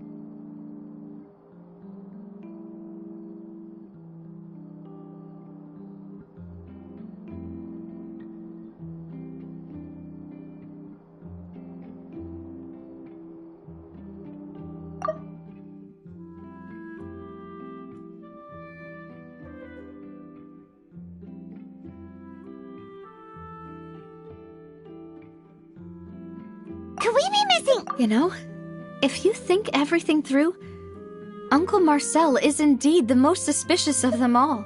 Could we be missing other suspects? Malus didn't know about the people turning into water thing when he narrowed it down to these three, did he?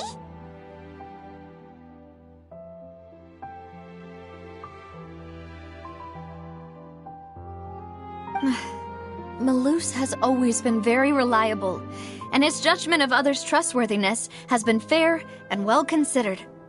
When he laid out his case for the three, the rationale he gave me made a lot of sense as well. The suspect is knowledgeable about the Spina's internal affairs, has the means to dispatch Mecha to assassinate us, and possesses significant intellect and foresight. Even if I don't want to believe it, I'm starting to see how things could all tie back to Uncle Marcel.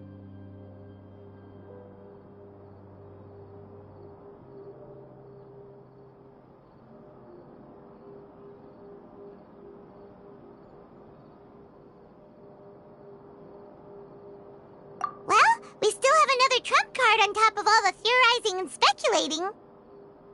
Yes, Malus did say that charging straight in there would be extremely risky. But we don't have any other options right now. We need far more solid proof before we can hope to go charging in on our enemy. Navia, here you are. Oh, I've been looking for you. Huh? Aren't you the guy from the guards? Did something happen?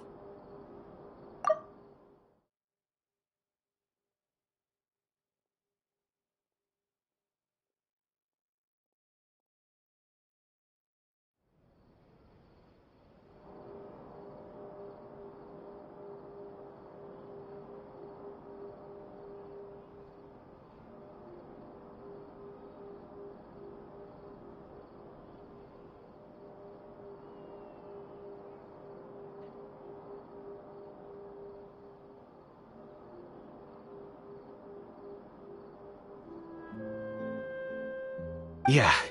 News came from Irenaeus just after you left. We've got another trial on our hands. Wasn't that place built specifically for holding trials? What's so newsworthy about this one? I know. But they said the person they're putting on trial is a Fatui harbinger called Tartaglia.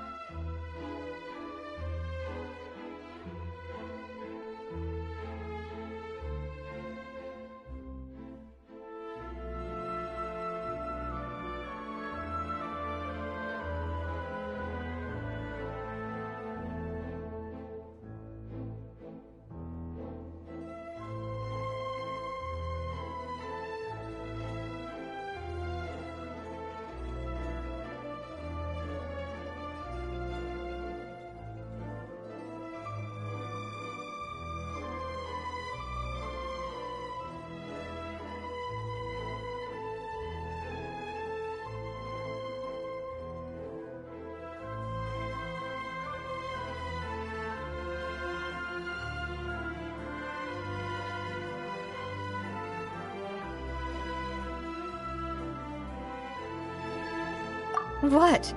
Is that someone you know?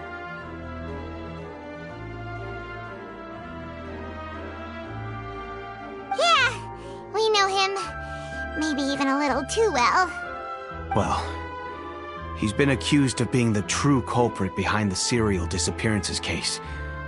It's absurd, don't you think? Wait, how? None of our investigations have had anything to do with him. That's what I thought was strange about it, so I came to tell you the news right away. If the charge against him stands, then it'll be next to impossible to get the guards to support any of our planned investigations. Right, because they'll think they've already found the culprit. Yeah, and it'll be a lot harder then to clear Mr. Callus's name. I understand. Well, partner, what do you think we should do? We still haven't found any conclusive evidence.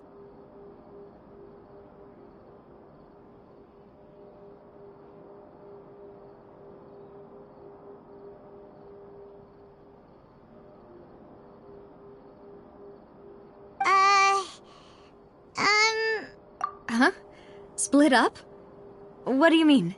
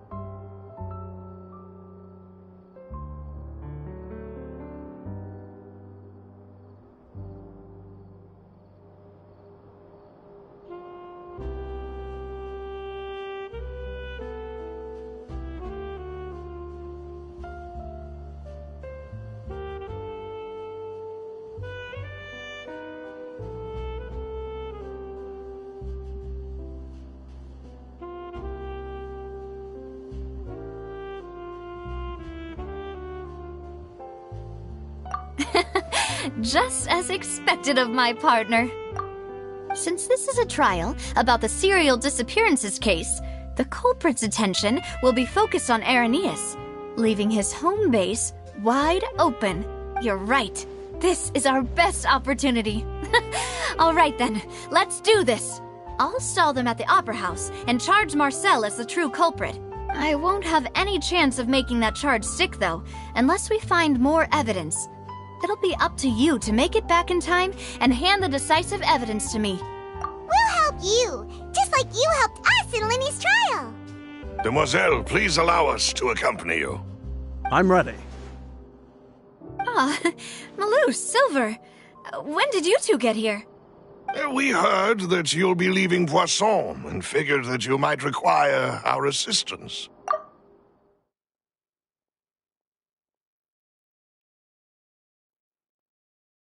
It's our hope that your confidence will be bolstered with the two of us by your side. Thank you so much. Then, let's make haste for Irenaeus. Paimon, Traveler, I'll see you at the Opera House. See you then!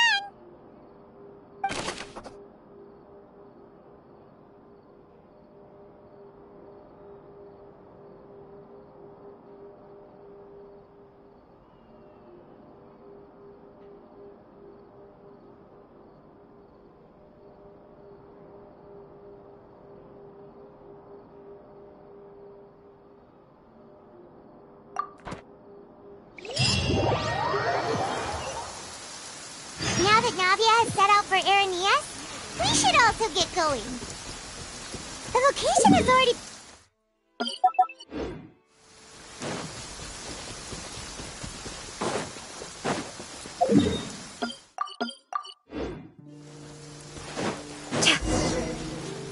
Huh. According to Malusa's info, the synth production base is underwater. Let's go and try to find the entrance.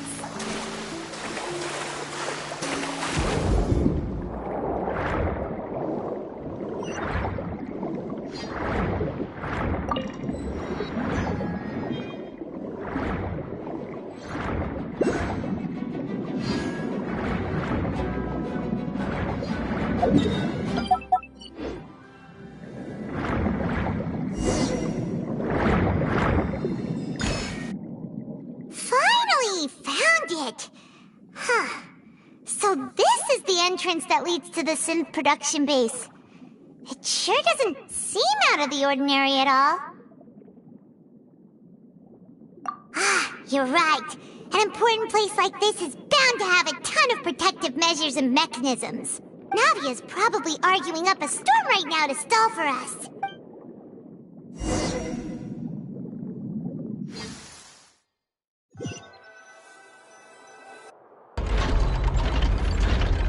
It would appear that I must repeat my question again, Mr. Tartaglia. Do you accept the charge that you are the true culprit behind the serial disappearances case?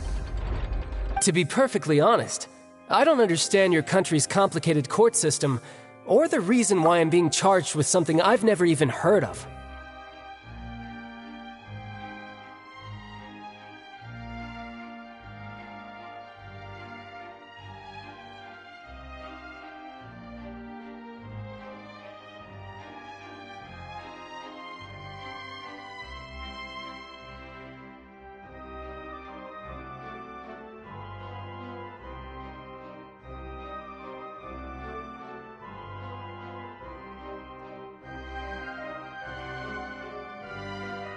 However, I did hear that people who have been charged can choose to participate in a duel to clear their name.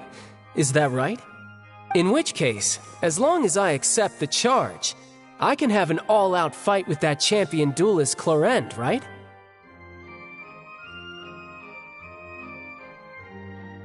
I've got to admit, that's one of the most enticing offers I've ever received.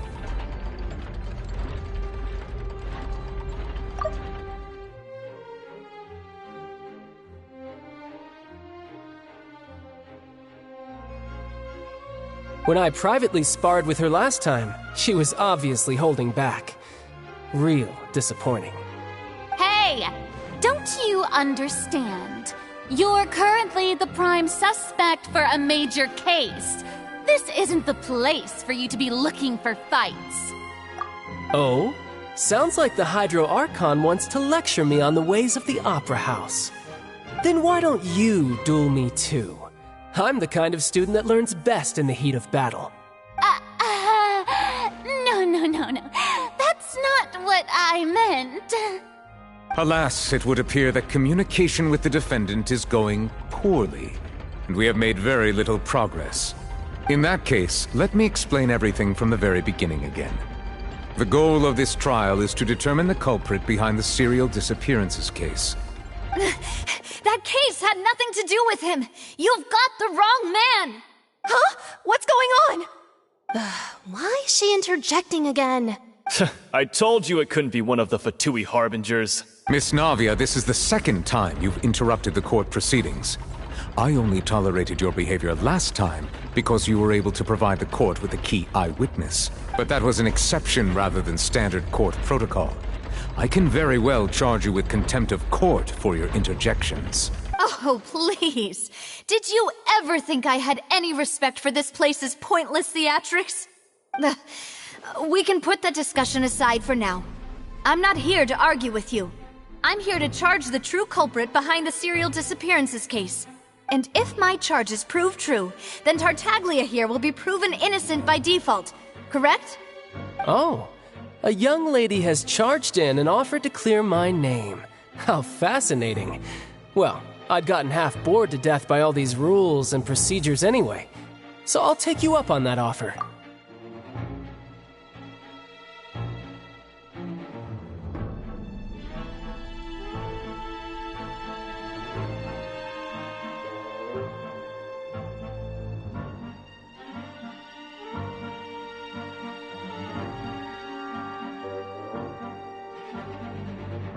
So, Your Honor, is there nothing else for me to do now? You may take a seat for now in the audience, but that doesn't mean the suspicions against you have been lifted. Now then, Miss Navia, who is the person you would like to charge instead? That person is...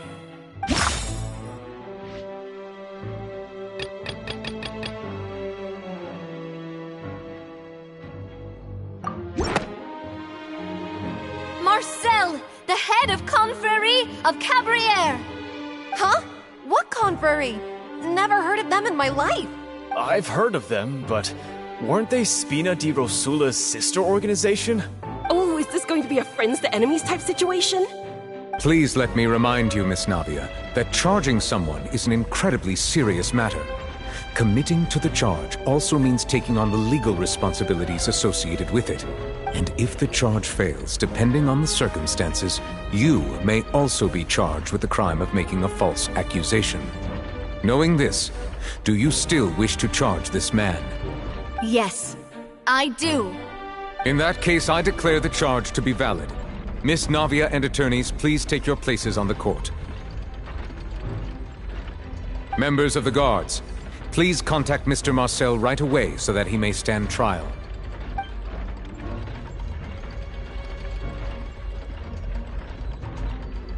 Mr. Marcel, you will not require an attorney. Is that correct? Apologies. It all just happened so quickly. I still haven't figured out what's going on. I think an attorney won't be necessary. This is probably just a misunderstanding between me and Navia. Very well. In that case, since both sides have now arrived, Miss Navia, please present your charges. I would like to take everyone back to 3 years ago, to the case of Callus the Unfaithful. Only through elucidating what really happened in that case can we connect all the dots for the serial disappearances case. Navia, do you really think that I was the one who killed your father? Come on, why would I do that? Callus was my benefactor, and remember both you and I only ran to the scene when we heard the sound of a gun. If that's enough to make me a suspect, wouldn't that make everyone at that banquet a suspect as well? I think there's no point in getting into the specifics right now.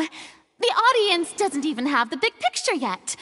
Even I'm struggling to remember some details of that case. Exactly correct, Your Honor. I must refresh everyone's memory about that case before I can explain my charge and reasoning. I see. In which case, I will recount the findings about that case as originally recorded by Maison Gardiennage.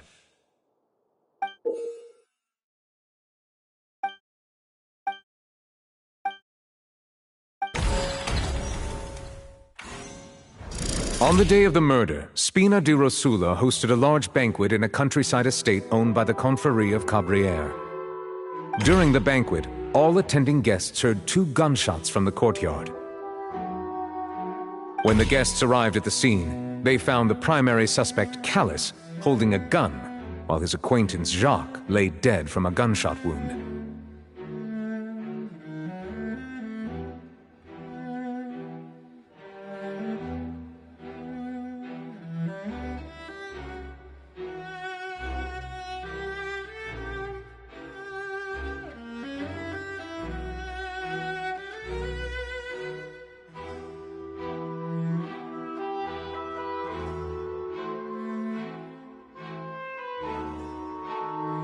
The guards' investigation did not recover any other firearms from the scene.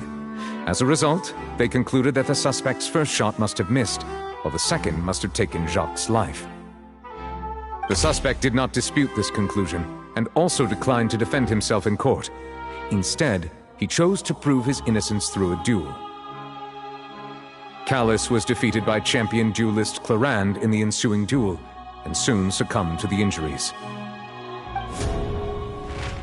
These are the known facts about the case.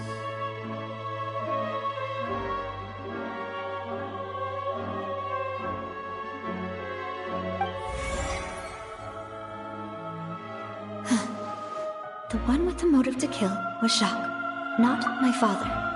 And even so, Jacques still had no reason to pull the trigger.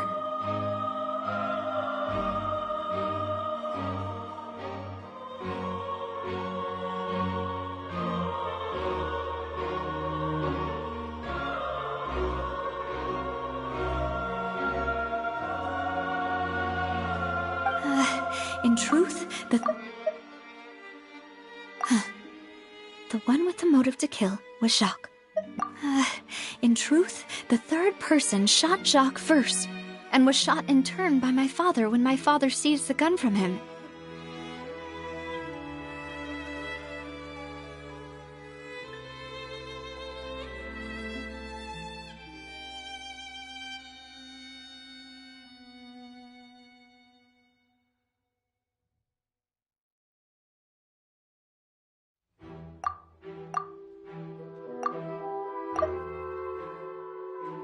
After that, the true culprit turned the third person into water, erasing all traces of him from the scene.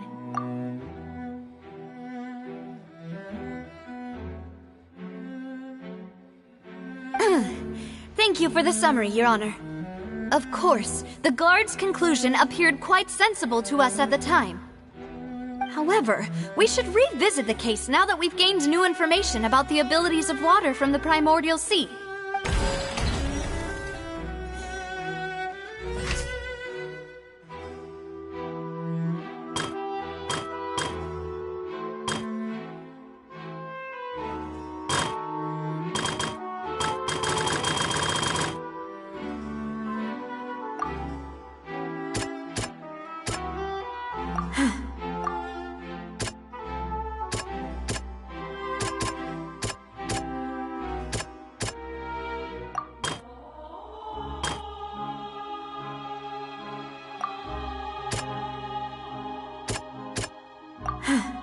Something's not right. Let me think for a little while longer.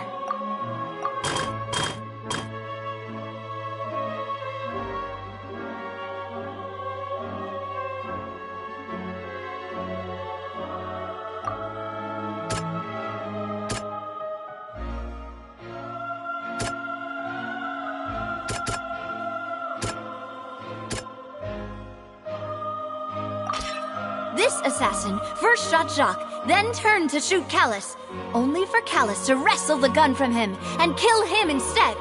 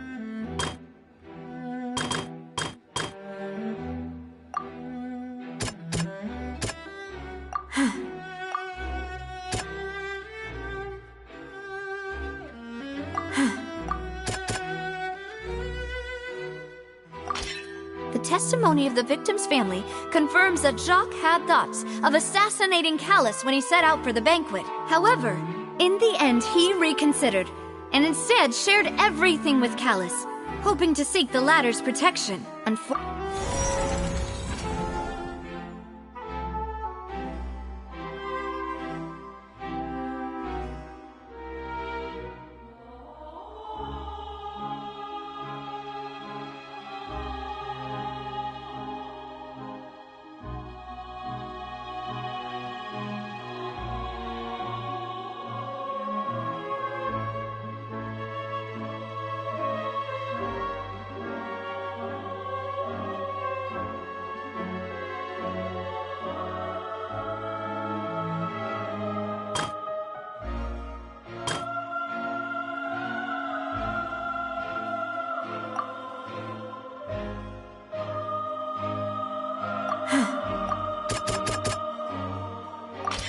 A pile of clothing was found at the scene.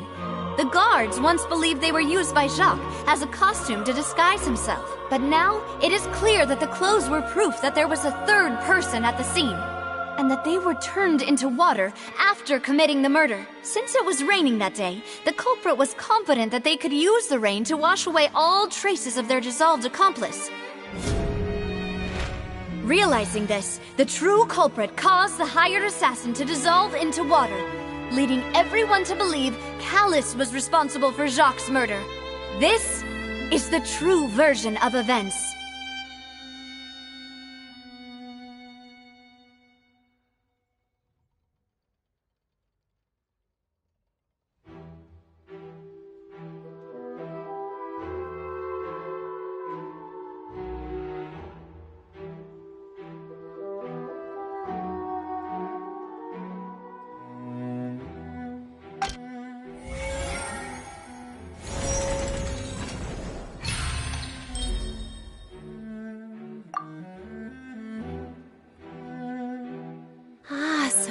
that's what happened.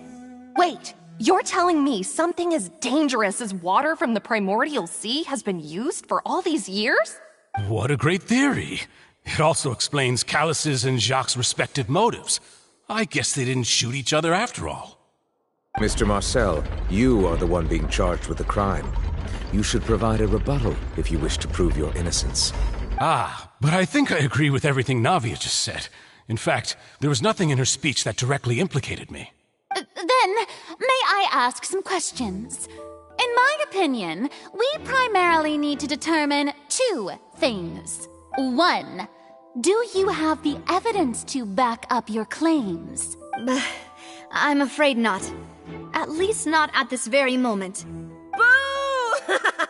If you don't have any evidence, you should just go home! I may not have the evidence with me, but I know where I could go to collect it. If we look up the deserted clothes against a record of people who went missing around the same time, we should be able to find a match. Considering the serial disappearances case, the guards probably kept careful records of all missing persons from around that time, regardless of age or gender. That makes sense to me. Monsieur Neuvillette, I would consider this to be a reasonable investigative direction. Why do I feel like Farina's acting a little differently today? Maybe she's scared of embarrassing herself again? Alternatively, she's become more diligent after charging an innocent citizen in the last trial. My second question has to do with the ensuing duel. If the truth is indeed as you described, then why didn't Mr. Callus explain himself in court? If he had testified that a person had been dissolved, he could have at least mounted a defense.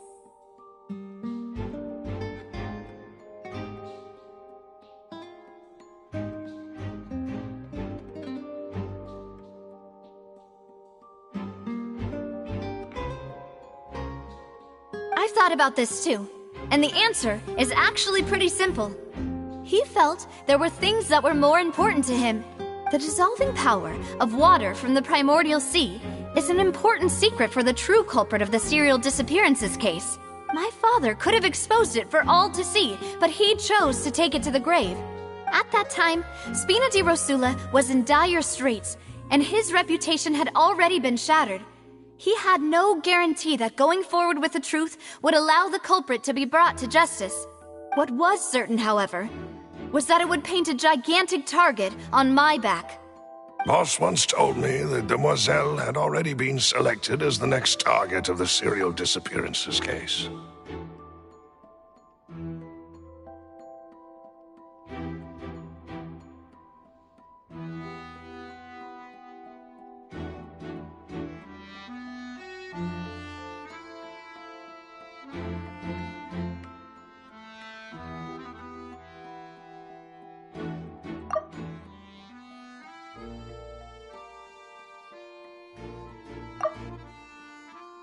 What?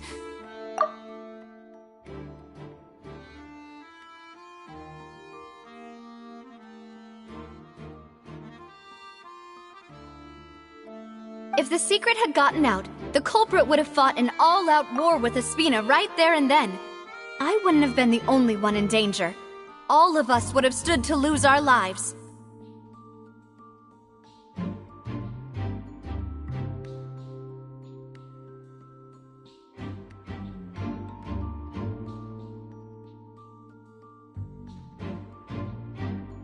Of course, the guards might eventually figure out the truth of the matter and determine that we were in the right. But what good would that do? How can a hollow verdict protect anyone? Had this opera house ever given my father any kind of confidence in its brand of justice, Spina di Rosula would have had no reason to exist. But by staying silent, we retained the ability to deter our opponents and continue the stalemate. I was able to become Spina di Rosula's president, which made me harder to target, as well as giving me more time to grow and learn. And once I have figured out the truth and stepped up to the challenge, I will do what this opera house cannot, and restore my father's truth and honor back to him. So, you mean to say, your father intended to die in the duelist's ring? That's right. Do you have any proof? Of course. All you need is to ask his opponent, Clarand. I don't need your apology, your guilt, or your support from the shadows. You don't have to do anything for my sake. But since he entrusted his will to you, Clarand, you should tell us the truth about his sacrifice. So, during the duel, did you believe that Callus was intending to die? Yes, I did. As a champion duelist, I fought many battles and taken a countless number of dishonored lives. In my line of work, I've seen all kinds of people give their all for the faintest hope to continue living. Some were determined, others passionate, and some even manic and twisted. Just one look and I can tell if a duelist is hoping to live or if they're looking to die. I hereby swear on my name and honor as a champion duelist that Mr. Callus never intended to leave the ring alive. Since that's your testimony, I have no more questions. It appears there really are good grounds to reopen this case. I concur. However, Miss Navia, you still have not explained the link between your father's case and the serial disappearances case. Right? What she said was fascinating, but kind of beside the point. Wait, weren't they just talking about the serial disappearances case? Of course, Your Honor. The two cases are connected via a matter of timing. In my father's case, the culprit intended to kill both Jacques and Callus. As a result, they planned to act after hearing 2 gunshots. And, at the end of Linny's trial, the culprit also only dissolved the victim in front of everyone because they realized they were at risk of being identified. The culprit could only time their actions so precisely if they were already at the scene. Coincidentally, Marcel attended both the banquet and the trial. So that's why you suspected me. Even after hearing your reasoning, I still can't help but find it a little preposterous. I'm used to it, though. You've always been an impulsive and sentimental child, Navia. It's one of your most endearing traits. No need to appeal to pathos. I won't try to refute your points one by one, but even if everything you just said was true, can you prove that I was the only person present at both events? On top of that, does a person have to be physically present to control the timing? Can't someone remotely monitor the place? Don't know what she can say to that. I know that even with that, you might still think you can reduce the list of suspects with some further investigations, until I'm the only one left on the list. Alas, who won't feel at least a little hurt by an accusation of murder from a girl you see as your own daughter? But if I were to dismiss this completely, you'd also think I'm not being considerate of your feelings. Ah well, let Uncle Marcel teach you another lesson. Do you know what the biggest flaw in your reasoning is? I suppose you're gonna tell me anyways. It's timing again. I'm a businessman by trade. From that standpoint, there's no reason for me to kidnap young women. It's a high-risk action with nothing to gain. In addition, I left my home in Snezhnaya when I was young to come to Poisson and work in some trade. My business only thrived when I received Callus's patronage. But the disappearances began before I ever stepped foot in Fontaine. I do apologize, demoiselle. This was my mistake. No, it's not your fault. I'm sure he had come prepared. Is there anything else you'd like to say? Would you like to check the date of my first business license against the first known case of the serial disappearances? You can also take a look at my border entry records, or ask my friends and family when I left Snezhnaya for the first time. Could those records and testimonies do something to appease the unspeakable anguish in your heart? Seems like she got the wrong guy. At this rate, Navia will be convicted for falsely accusing him. I think you've done a superb job of dissecting your father's feelings as he neared the end of his life. But aren't you going against all of his wishes and expectations right now? He wished for you to become more rational, collected, and conscientious, instead of dwelling only on your own feelings. Once you've learned to be more considerate of others' feelings, and to stop rushing headlong into things, you'd have met most of his expectations. This isn't just about me, and it never has been. The biggest difference between me and the rest of the victims is that I still have the ability to search for the truth. While that same agency has long been taken from them, the people whose families were destroyed by synth abuse, the people who lost their loved ones to the serial disappearances, and the people who suffered tragic ends due to their sense of justice. Many people's images are flashing before my eyes. I'm sure some are coming to those of you in the audience as well. And whose image do you see, Marcel? Is it a man named Vacher? Oh, so you do know that name. I'm merely surprised you'd suddenly say the name of someone I've never even heard of. I was waiting for you to say that.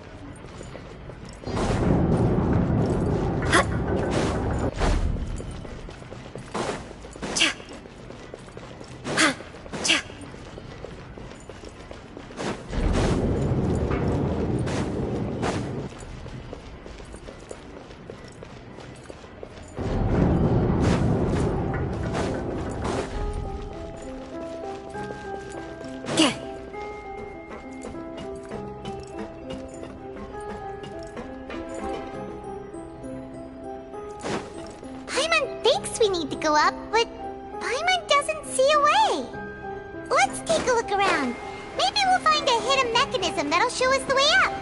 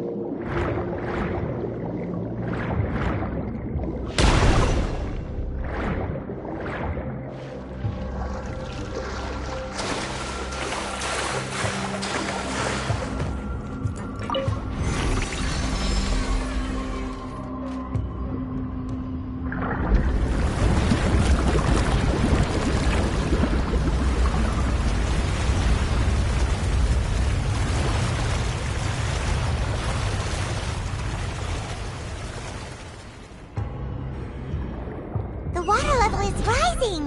Now we can swim to the top! But this is still a ways away from where we need to go.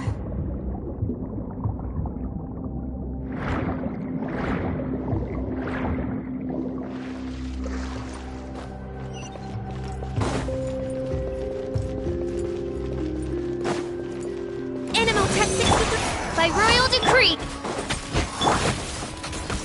Propagate!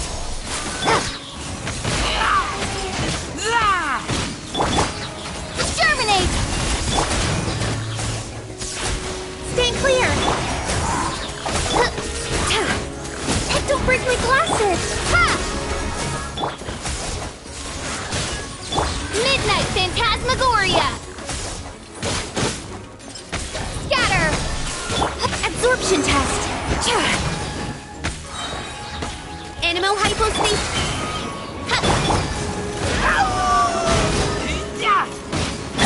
Propagate! Ha! Odds reveal bite!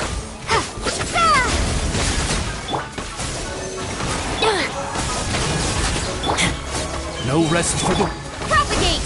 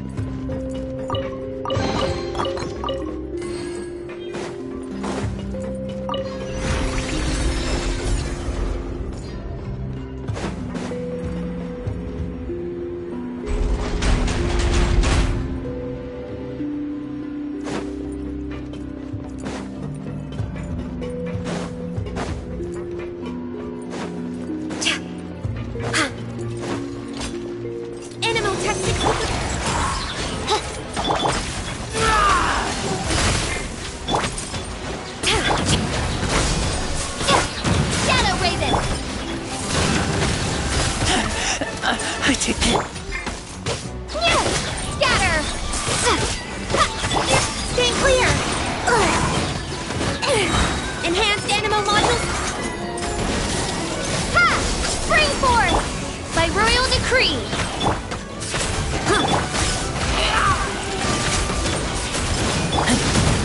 Propagate! Animo test 6308! Maybe I wasn't meant for this wall.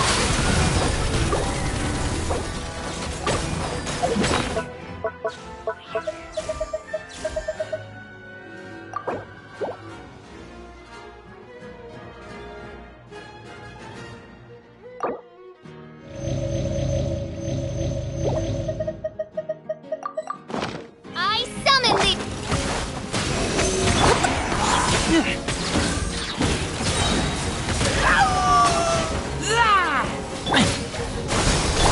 Odds revealed by...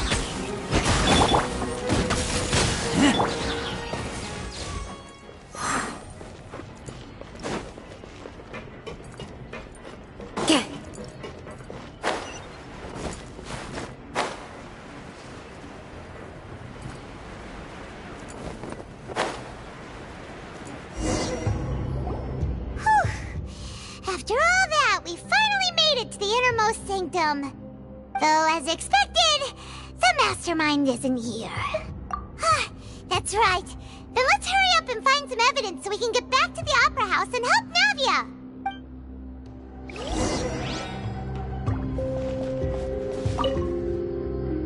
What's all this? It's a bunch of really cute things. Pink accessories, a hair tie, a necklace, even a makeup box.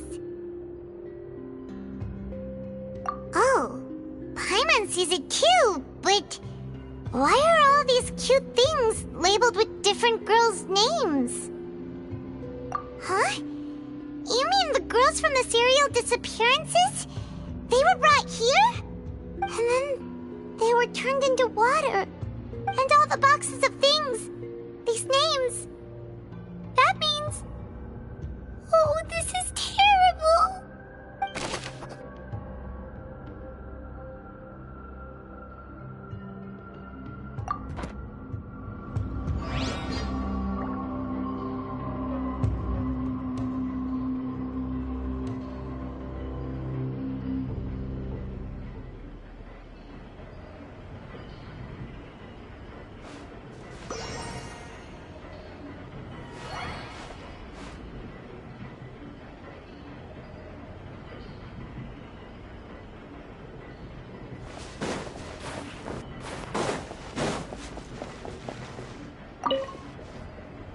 What's this over here? Looks like some kind of place for research.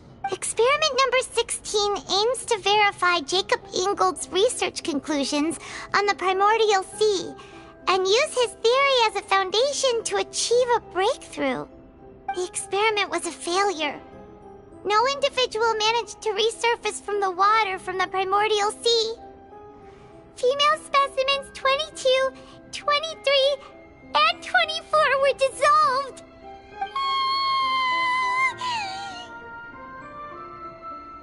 Sorry, Traveler. Paimon will try her best. It's just that Paimon's never read something so scary before. How can someone write something that terrible in such a matter-of-fact tone? You read the rest. Paimon's too scared to keep going.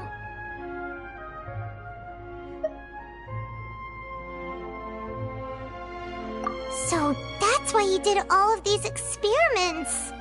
Wait, did he really think he'd be able to find a way just by dissolving people over and over? That's just insane!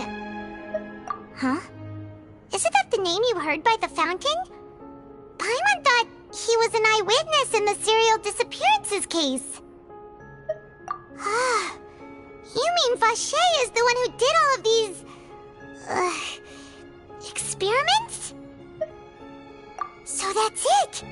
Vache was no victim, but personally took his lover and...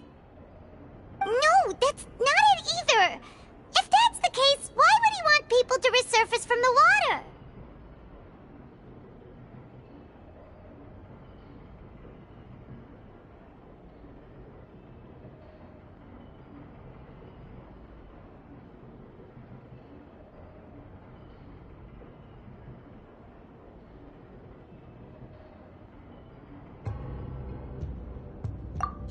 any case, Paimon will write it all down.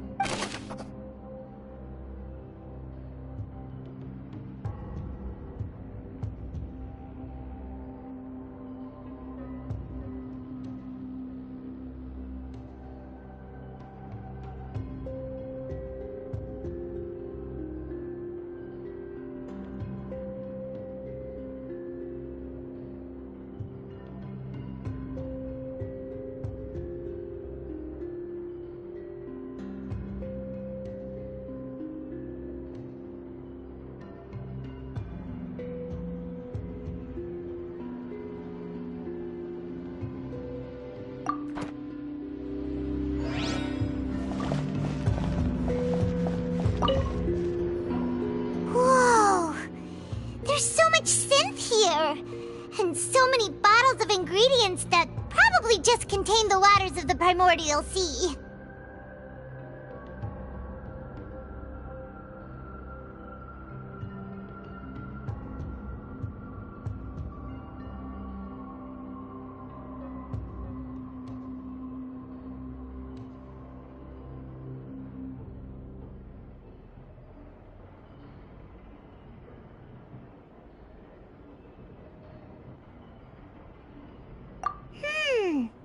Mixing in progress. Ready to drink? Stock sample? Huh. They've also got all the synths pretty clearly labeled.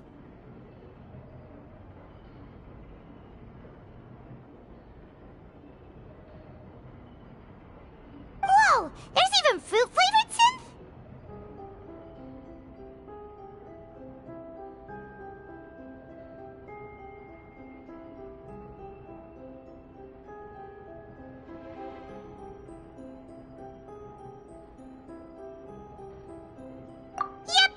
Super obvious.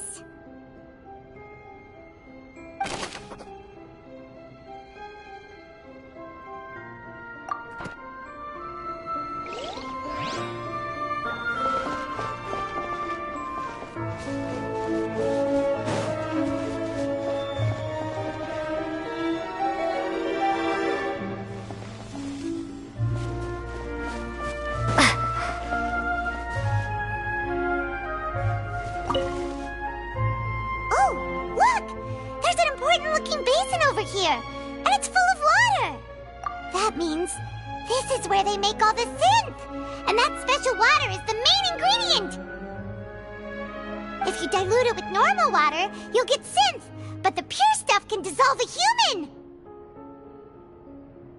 Paimon will take notes on this incriminating evidence.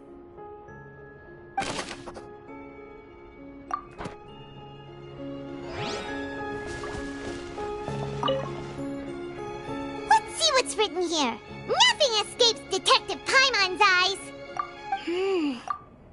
Callus. Navia's father. Oh, this seems to be an investigation report on him. Yep, it's about finding someone to assassinate Jacques and Callus because of a lack of confidence that Jacques himself would go through with it. This should prove the existence of the third person, right? We still have not determined the exact content of the key information Callus has passed on to certain members of his organization. The old dog's a real menace to deal with. Even if he abides by the promise he's made to us, he will still have the upper hand. He can act whenever he wants to make our lives miserable. The only option left is to remove him from the picture entirely. I concur. Let's send someone to kill him. He won't declare war as long as we don't touch Navia. Oh, seems like we've got a bunch of correspondence between the higher-ups.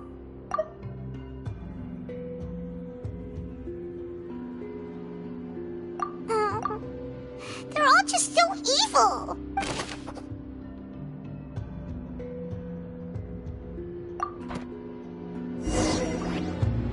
We've looked at almost everything here, and it seems like our theories were spot on. But yeah, we haven't found anything that reveals his true identity. No wonder even Neuvillette wasn't able to find anything. Whoever it is probably destroyed everything to do with that name a long time ago. That way, even if we bring all this back to the opera, we won't be able to identify the true culprit. Sure thing. Paimon won't admit defeat to this guy either.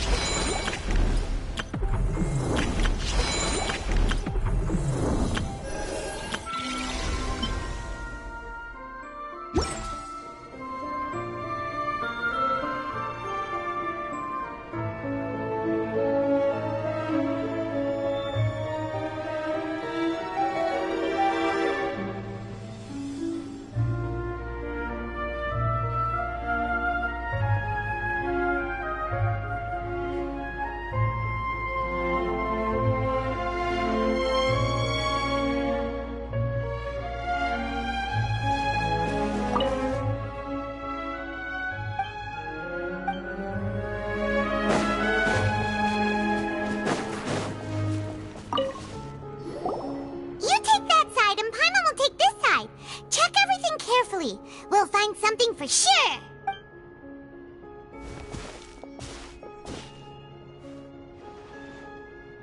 Ugh, nothing at all.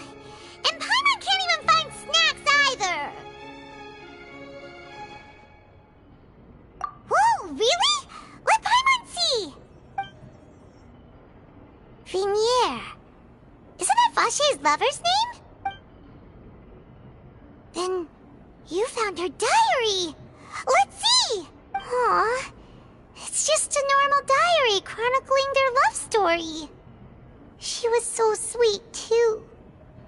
Oh, Paimon feels even worse for her now.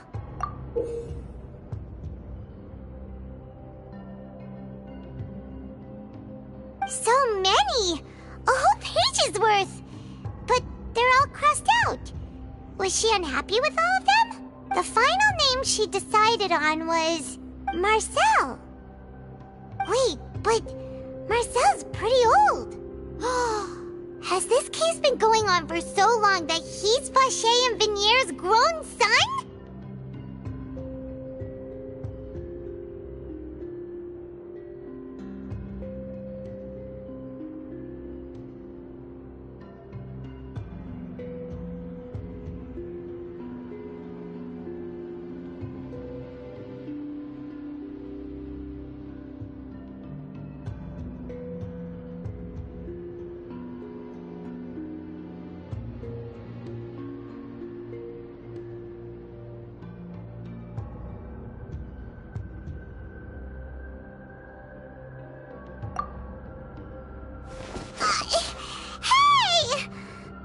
Still hasn't figured it out yet.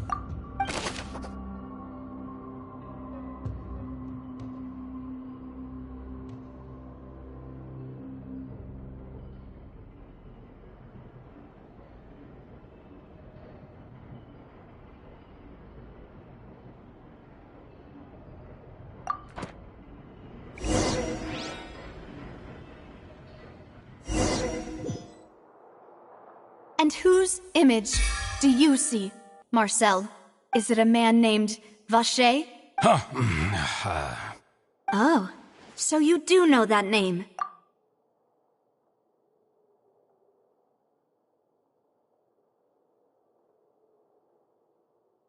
I'm merely surprised you'd suddenly say the name of someone I've never even heard of. I was waiting for you to say that. As expected of my partner. I just knew you'd return in the nick of time. Just how often do you intend to flout the rules of this court? It's all right, Monsieur Nervalette. Given their confidence, I expect they've found the crucial evidence.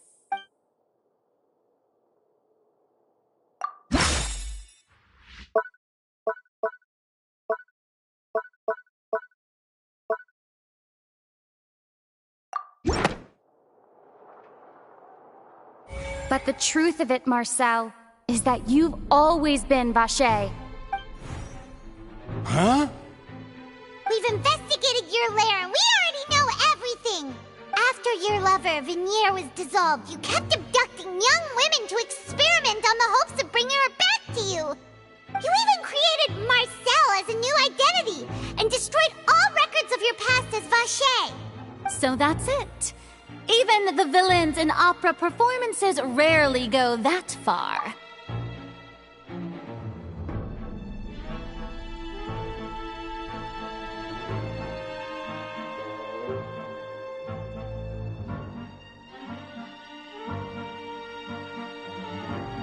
And with that, Marcel's motive has now been established.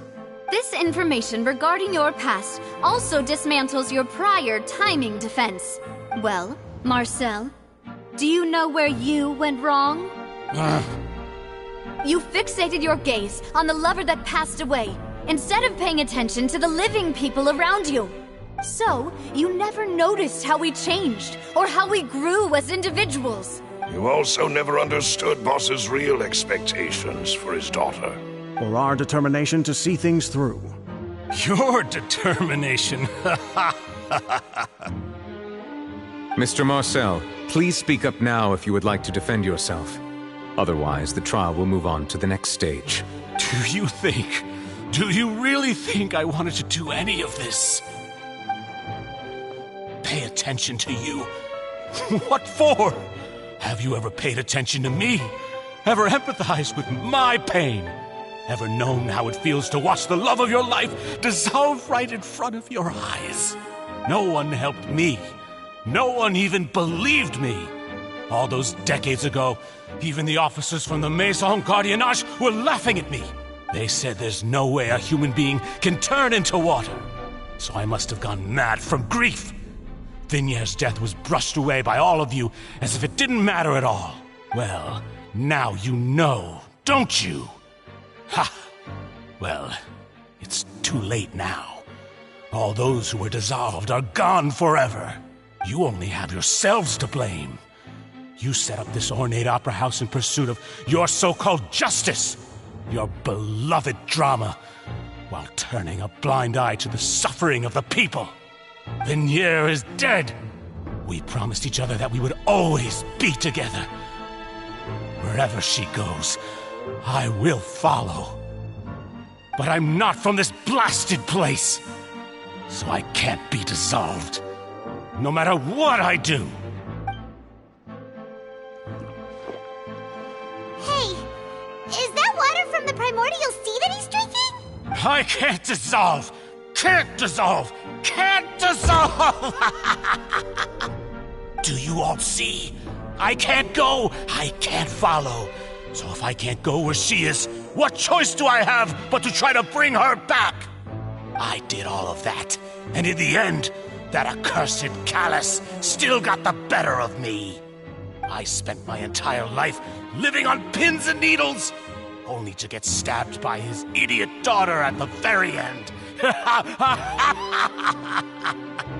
The suspect is exhibiting signs of mental distress. Guards, please restrain him. Don't touch me! Don't anybody come near me! I still need to save Venier. A promise.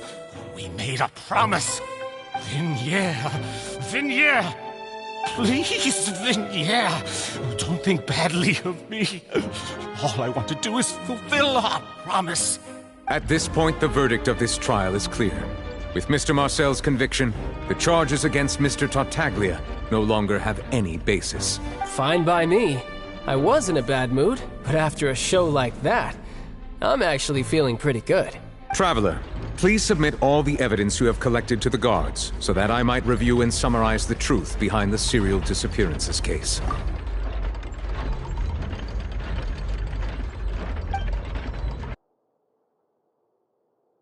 The man now known as Marcel was originally named Vacher and worked as an adventurer with his partner and lover Vignier. During an underwater expedition, Vignier accidentally came into contact with water from the primordial sea and was dissolved in front of Vacher as a result.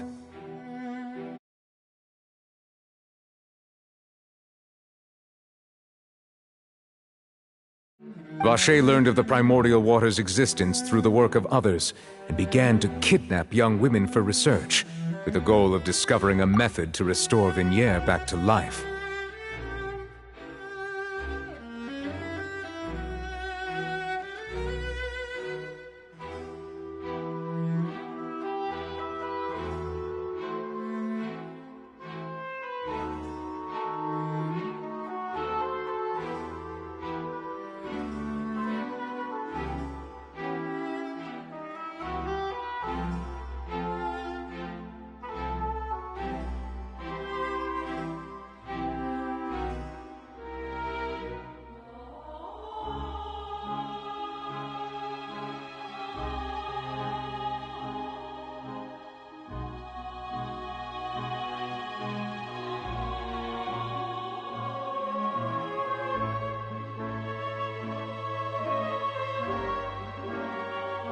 To cover his tracks, he invented the new alias of Marcel and began to operate a business in Poisson.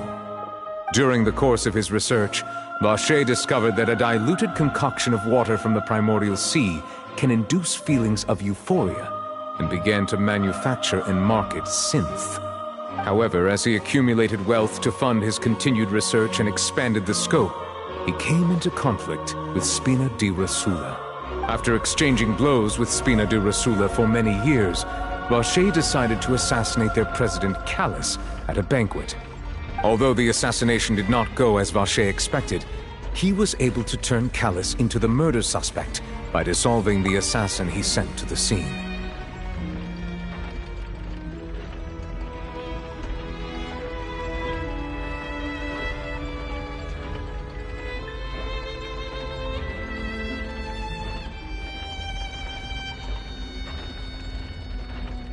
And just recently, Vacher attempted to frame Linny as the culprit of the serial disappearances case, using a similar method.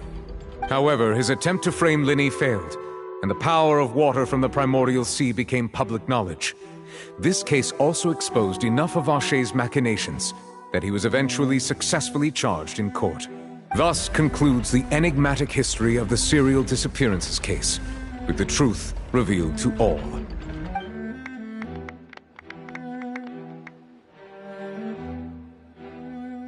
The Oratrice will now deliver the final verdict regarding the charges against Mr. Vacher.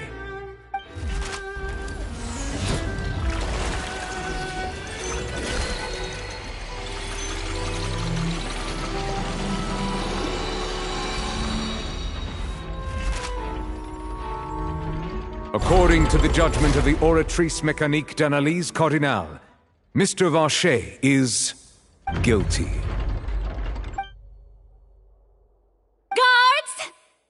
Vacher away. Good. It's what he deserves. With that, the serial disappearances case is over now.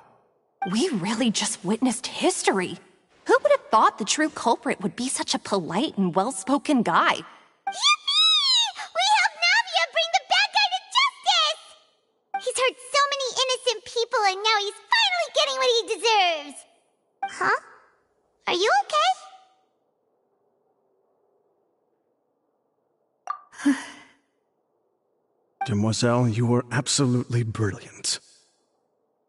The day our late boss had always hoped for has finally come. You can rest easy now, knowing justice has been served. Yeah. It's finally over. It's all thanks to you guys. And my partner. See, Papa? Spina di Rosula's still doing well with me at the helm. Well now, hasn't this been a most delicious piece of drama?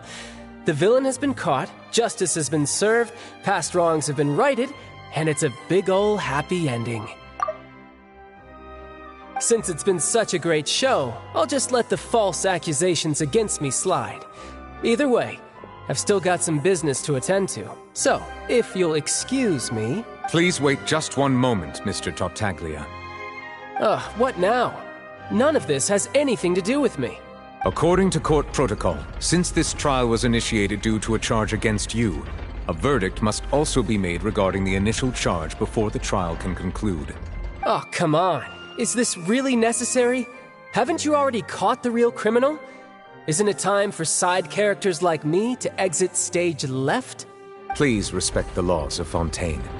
This has always been the rule. All right, but this sure is a lot of hassle. All I need to do is stand over there, right? Let's just get this over with. Through evidence presented in the public trial that was just held, it has been established that Mr. Tartaglia has no direct connection to the serial disappearances case. The guilty party has been identified, and thus it is logical to suppose Mr. Tartaglia is innocent of the charges. We now turn to the Oratrice Mécanique d'Analyse Cardinale to render the final verdict on the charges. According to the judgment of the Oratrice Mécanique d'Analyse Cardinale, Mr. Tartaglia is guilty. What? Hey! That's not funny! Didn't you just say I'm supposed to be innocent? What's with this verdict? Is your justice machine malfunctioning?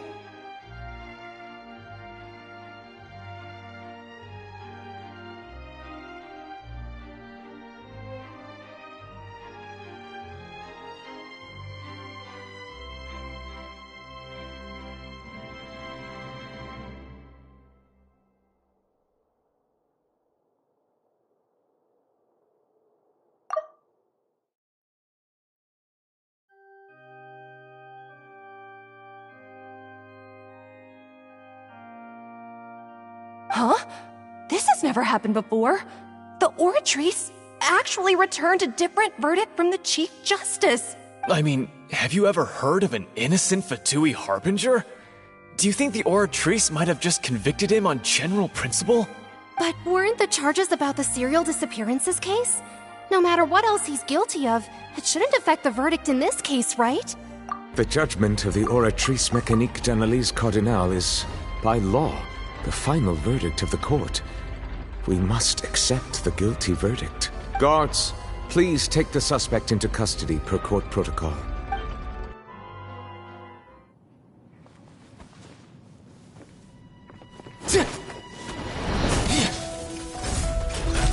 So this is how justice is done in Fontaine. What a joke.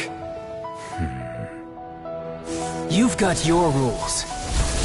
Well, I've got mine too!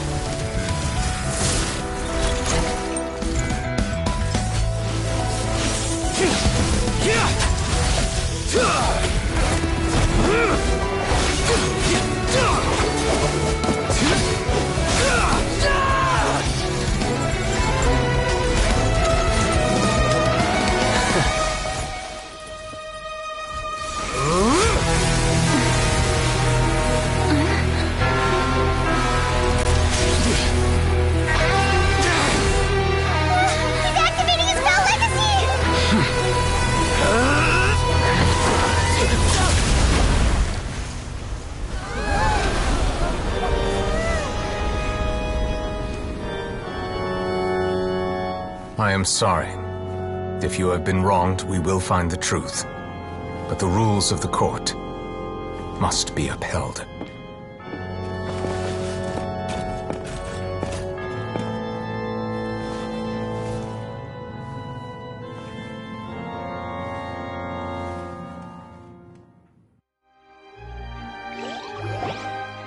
Hey, Monsieur Nouvelette, what's going on?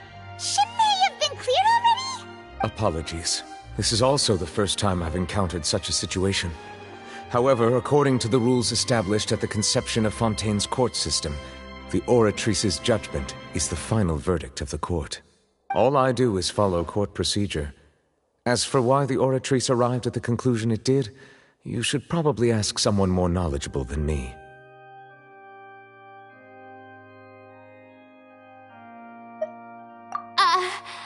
Why are you know what happened there either. Hey, stop staring at me! What does Lady Farina mean by that? She says she has no idea either, but that's impossible. Didn't she create the Oratrice herself? Yeah, so are the verdicts reliable or not? Can results like this really be called justice?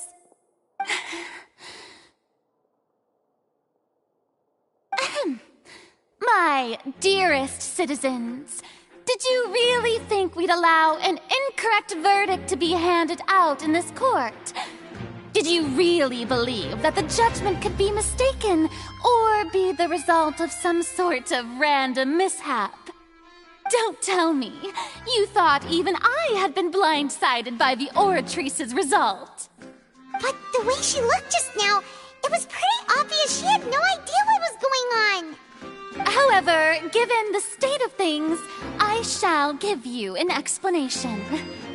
Everything that just took place, including my supposed shock and bafflement, was a part of an elaborate performance, with every action meant to stir up drama and excitement. And, of course, for every performance there is a script. Everything has unfolded exactly as I expected from the very beginning. As the embodiment of the very concept of justice, the Oratrice shall never render an arbitrary judgment!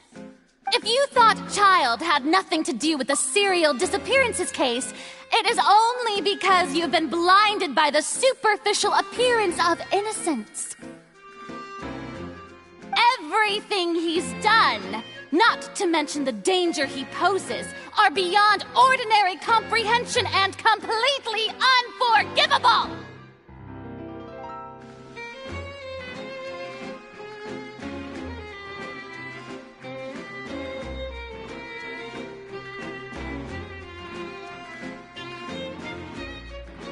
All shall be revealed in time. You will come to understand my noble intentions, as well as the absolute correctness of the Oratrice's verdict.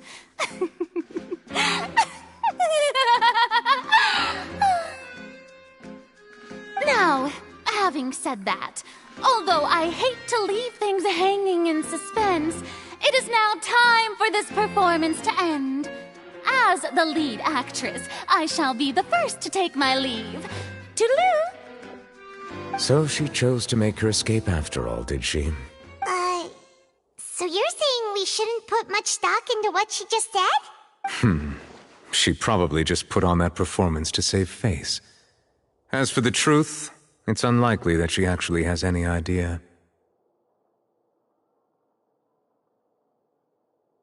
However, please be assured that I will continue to investigate this case in a personal capacity. Just as I promised, if the judgment has been incorrect, we will do our utmost to clear his name. All right. Even though we feel pretty badly for him, we'll take your word for it for now. After all, he's done plenty of bad stuff, so he should have known he'd go to prison someday, right?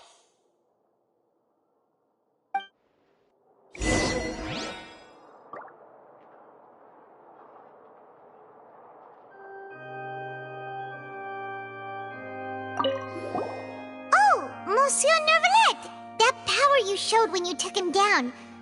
Who are you really? I'm the Chief Justice of Fontaine, of course. If officers of the law lack the strength and capability to enforce it, then it makes a mockery of justice.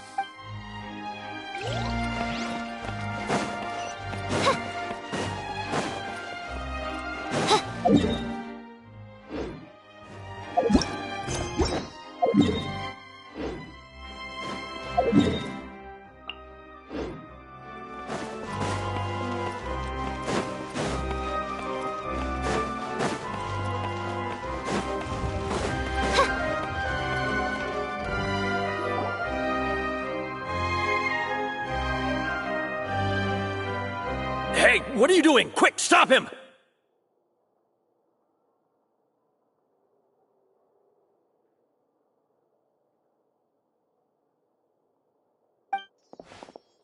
Traveler, Hey, Traveler!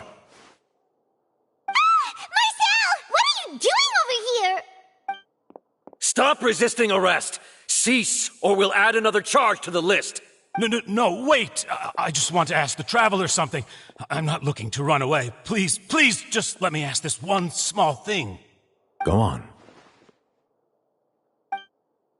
Thank you. I was being led away when I finally realized something. Where did you first hear the name Vacher? I erased all records of that name. So, unless... Are you still trying to prove your innocence? Give it up. You've already been convicted. Really? You did? You're sure? You met her? But how could that be? How did you manage to do it?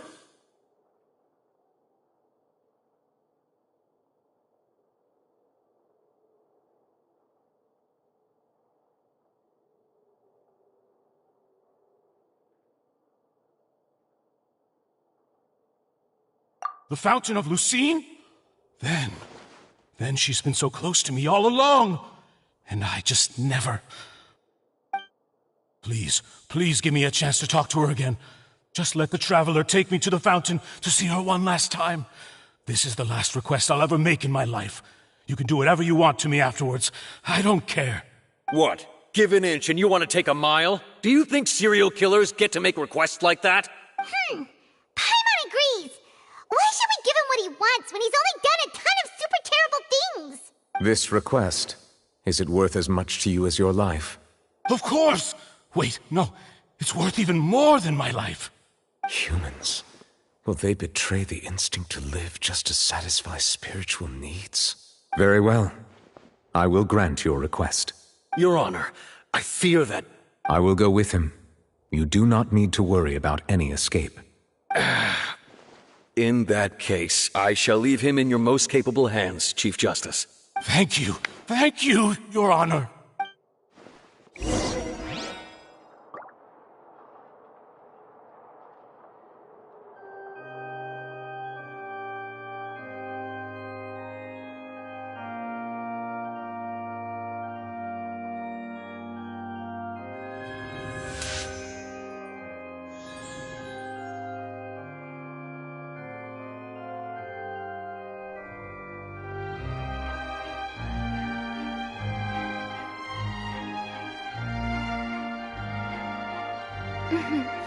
May the glory of the Prinzessin bring light to this world.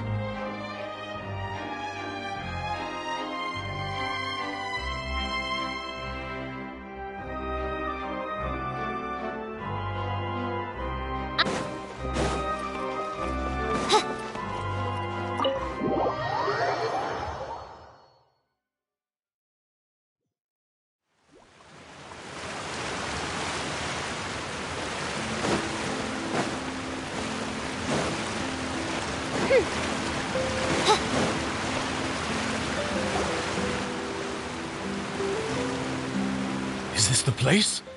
You said she's here, but what do I need to do to see her?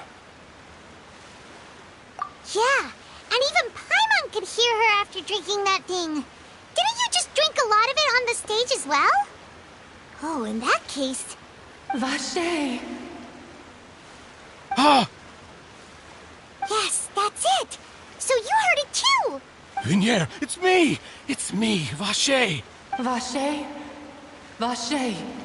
I'm here! Where are you, Vignier? I'm coming for you. I'm finally here for you. Hey, wait! Be careful! Hey, wait! Vignier, is that you? It's me, Vacher! Vignier! Vacher? Why did you come? Didn't I say?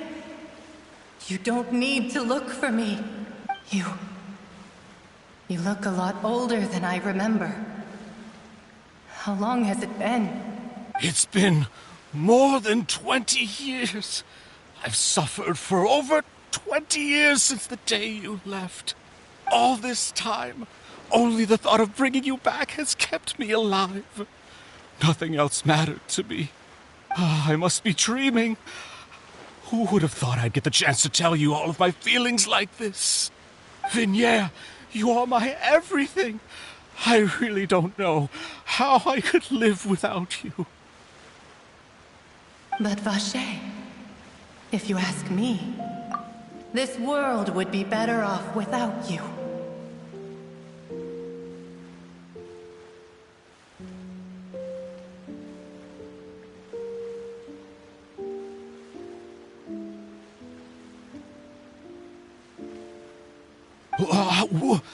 What are you saying?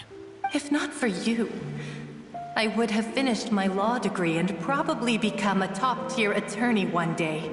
If not for you, I would have continued to pursue my love of the arts, and my works would have been displayed in the Palais Mermonia itself.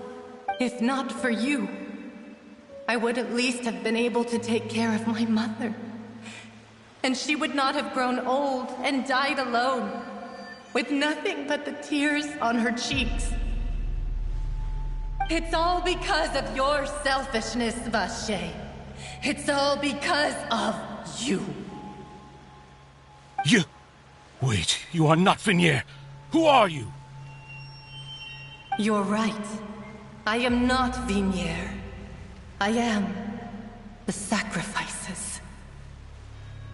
Every woman who died by your hand, as our bodies dissolved, our consciousnesses flowed back to the primordial sea. Our thoughts circulated endlessly within the primordial sea, and we were no longer individuals, but we became one, just as streams of water come together in the sea. I'm Cressy. I'm Lemonie. I'm Azine. The only one I am not is Vignier. Why? But then, where is Vignier? She doesn't want to see you anymore. Every tendril of her consciousness is avoiding you. This is what you get for your selfishness. Your selfishness robbed us of our lives and our futures. You said time and time again that you'd do any and everything for her. But did you ever consider whether she'd want to see you do the things that you did? If she would despise you for what you became?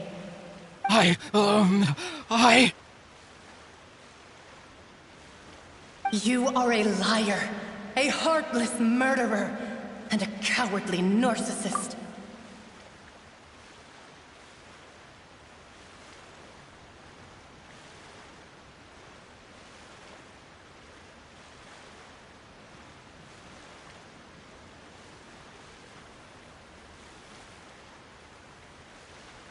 The only thing you are not is Vignier's beloved. From the moment your first victim died and her consciousness merged with Vignier's, she has had nothing but pure hatred for you.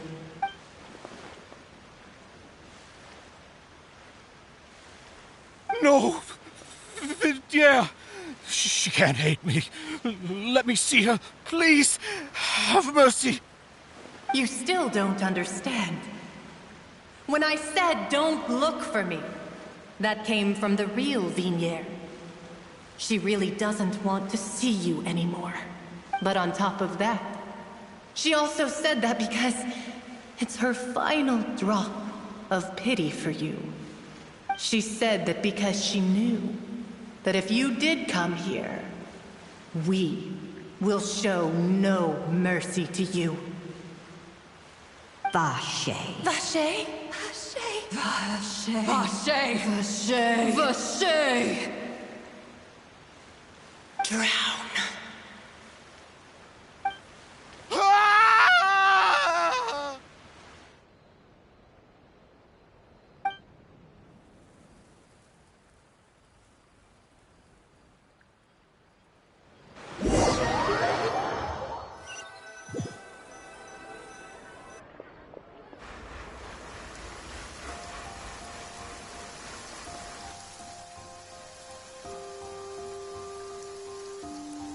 Finally, we have some time to do shopping.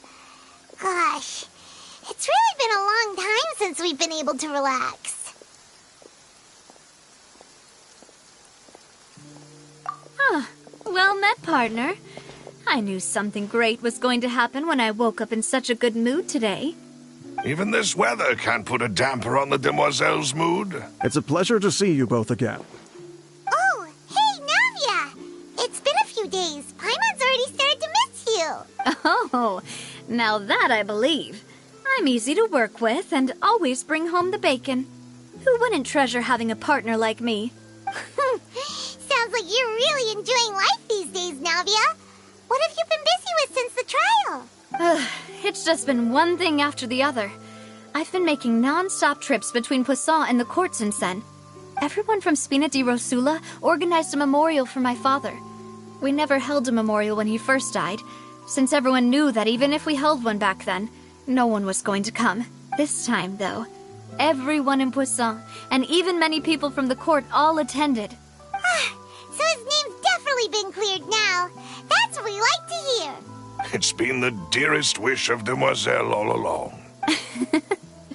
That blasted stubborn fool. I was right to put my faith in him. I'm so glad I didn't give up on the case all those years ago. Oh, by the way, I ran into Charlotte just after I left the memorial service. Well, maybe it'd be more accurate to say I knew she would be there, and there was no way she'd just let me go. Huh? So you know Charlotte too? The Charlotte? Journalist from the Steambird? Yeah, way back when I first became the president of the Spina di Rosula, she was all over me. Wouldn't take no for an answer. I believe the story was called The True Heart of Darkness, Secret Tales of the Yellow Rose. To be fair, though, it was a really flattering feature. So, we've been on pretty good terms ever since. She was trying to lean on our friendship to get me to do an exclusive piece on the serial disappearances case. Oh yeah, she told us about that. She's always been super interested in that case, so now her wish has finally come true too. Anyway, I told her to make sure that when she writes about you guys entering the opera house with the critical evidence, that you both sound really cool. Now that's another thing to look forward to. We trust Charlotte's skills with the pen for sure. Oh, and in other news, I also took Clarande out for a meal. Oh, are you two on better terms now? While you were investigating Vacher's headquarters, Clarande gave testimony on my father's behalf. It was thanks to her that we were able to turn the tide. I wanted to thank her. I mean, there's also no point in being awkward all the time, so we took the chance to reconcile with each other. Oh, that's great. Paimon also thought Clarande wasn't actually a bad person. It's always good to have more friends. Anyway, now that the case has finally been solved, perhaps it will slowly begin to fade from the public consciousness. Oh, actually, there's still one last thing I need to do. What is it? I should pay a visit to my father's grave and tell him the truth of what happened, as well as how it all ended. And on top of that, just how much people still look up to him to this day. That includes me, too. Miss Navia. Indeed.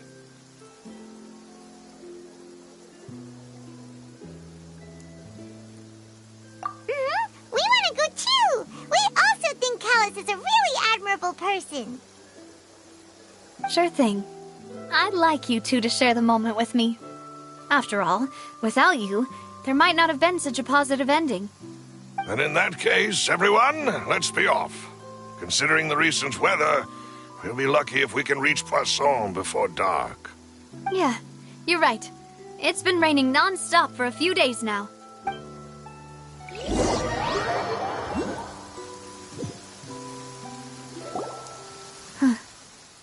This is where my father's grave is.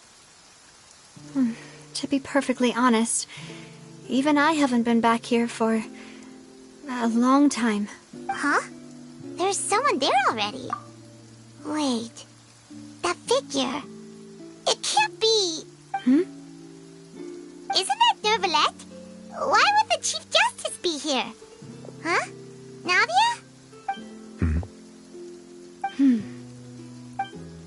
My apologies.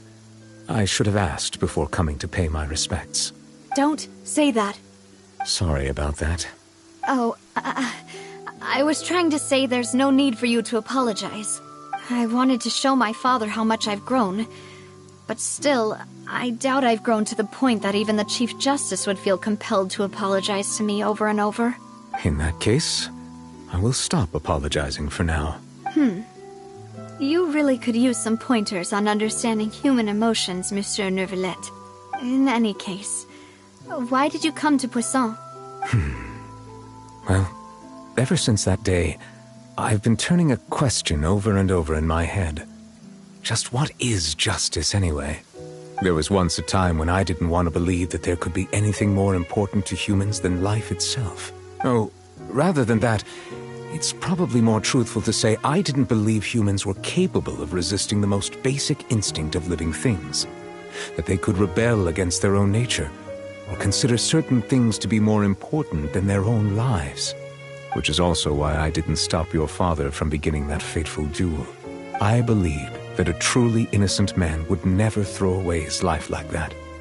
That there was nothing, should have been nothing more important than one's own continued survival. But Mr. Callis proved me utterly and decisively wrong. If not for his sacrifice, the serial disappearances case would have remained unsolved to this day. Mr. Callis made the choice he did for his daughter, for his associates, and for many people completely unrelated to him. And in the end, from a certain perspective, one could say that he did it all for the sake of justice. A justice that's higher than life itself. So, you asked me why I came here.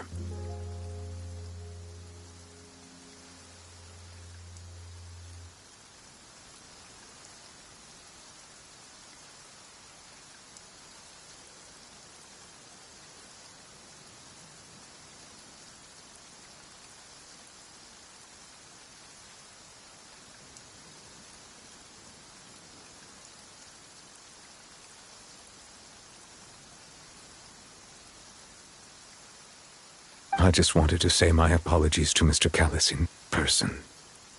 I should have noticed all of this much sooner. This regret has filled me with a sadness that has haunted me for days. That high and mighty chair in the Opera Epiclese indeed insulates one from many important things. Spina di Rosula, thank you so much for your hard work and perseverance. I'm sorry for being mad at you before. So, you're actually one of those types that's cold on the outside, but pretty thoughtful on the inside, huh? That reminds me of Silver, one of my guys. Sorry about that. Self-expression is not one of my strong suits. Didn't I just say you don't need to apologize? Ah, so Navia and Neuvillette seem to have made their peace as well. Let's not disturb them for now. We can wait till after they're done.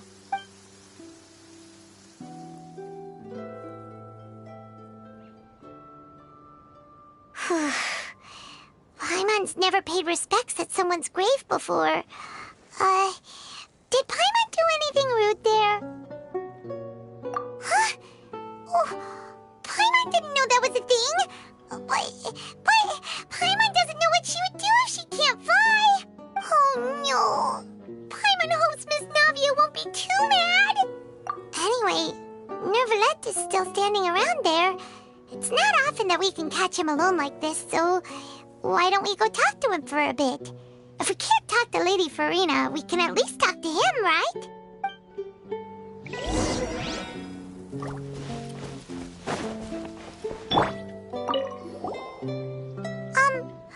Paimon's really sorry, Navia, but Paimon did something pretty disrespectful just now. What are you saying, Paimon? I don't think I get it. Well, aren't you not supposed to fly around someone's grave? Huh? Who told you that? Hey, Traveler! Why did you mess with Paimon again?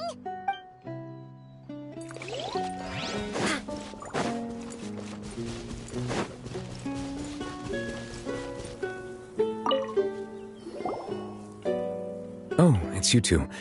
Did Miss Navia invite you to come pay your respects to her father? Mm-hmm. We ran into Navia on the streets today so we just followed her here.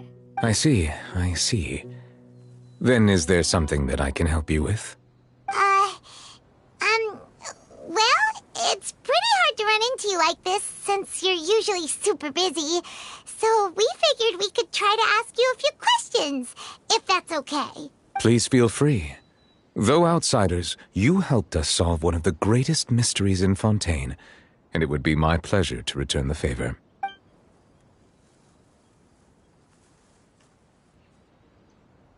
So, at court, the bad guys referred to that special water as water from the primordial sea, but what is it really? Truthfully, that name is already quite accurate. I can only surmise that Vacher and his ilk only learned of its nature and existence after extensive research. There used to be a special sea on the surface of this planet. The nature of its seawater was rather different from that of the sea we know today. Most of Tevat's life forms were first born in that special sea. You could say it nurtured much of the life on this planet. Huh. So it really was where everything began. It makes sense to call it primordial then. But today, the primordial sea no longer exists on the planet's surface. What Vash covered must have been some kind of special case, or a remnant from a truly ancient age. Huh. So that's how it is. Oh, you really know everything, Monsieur Neuvillette. But if that's the case, then why would people, at least people from Fontaine, dissolve in that kind of water? Indeed. Why would the primordial sea, which was known to engender and nurture life, suddenly reverse itself and devour life instead? To be frank, that also doesn't match my understanding of this world and its laws. There must still be some unknown secrets around the people of this land. Is there anything else you'd like to ask me about? That the sea levels will rise and everyone will be dissolved in water, leaving Farina crying alone on her throne, but the sins of the people will be finally washed away for good. Does that appropriately summarize the version you've heard? That's right! It was Linny that told us back then. And that about covers all the main points.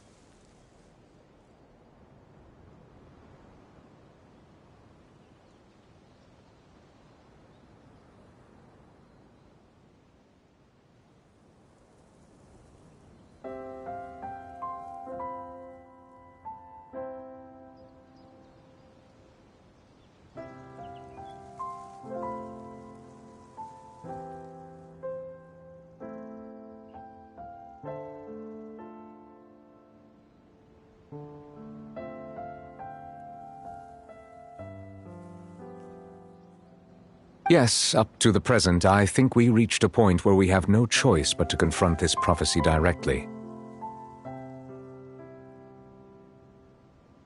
Rumors have it that this prophecy is rooted in the last words the former Hydro Archon left to the world before she passed away. A prophecy? Of the former Hydro Archon? Wow. This is the first time that we've ever heard of it. 2 parts of the prophecy have already proven correct. the rising sea levels, and the ability of the people of Fontaine to be dissolved. We should be more vigilant and stay on the watch for further signs. Speaking of the prophecy, Farina has also always taken it quite seriously. Indeed, she has been collecting information and intelligence from across Tevat for this purpose. If the rumors were true, then perhaps this prophecy is the conundrum left to Farina by her predecessor. But with Farina being the way she is, can we really trust her to solve it? Is there anything else you'd like to ask me about? My apologies. My investigation has still not reached its conclusion. However, I still believe the judgment of the Oratrice was not rendered arbitrarily. Huh? But you also said you thought he was innocent. For many years, I have been quite aware that the Oratrice does not simply mechanically repeat the verdict that I give on each case. As a divinely created mechanism, the people's unified faith in the concept of justice is integrated into it. Not only can it produce the incredible power of indemnitium, but it likely also possesses other traits, such as self-awareness.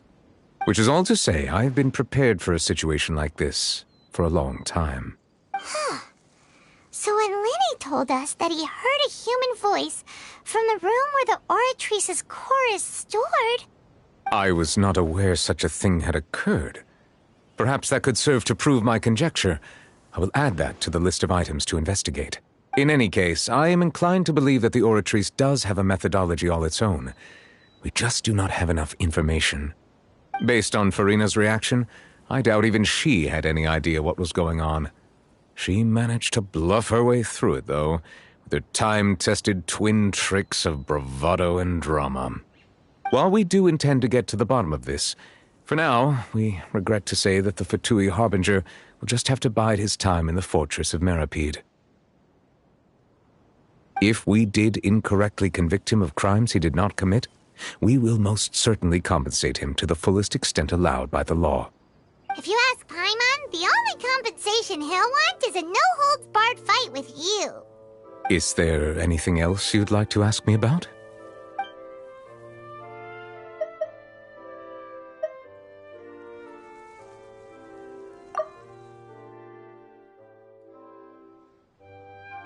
Your sibling, another blonde-haired traveler. I'm sorry, but I've never seen anyone who matches that description. If he ever stepped foot in Fontaine, I'm sure he followed our laws to the letter and had no reason to appear on the stage of the opera Epiclese. Is there anything else you'd like to ask me about? Very well. It was my honor to provide you with what answers I could. I very much enjoyed conversing with you. It will soon be time for me to leave this blissful tranquility behind and return to Palais Memoria. You really are super busy, Monsieur Neuvillette.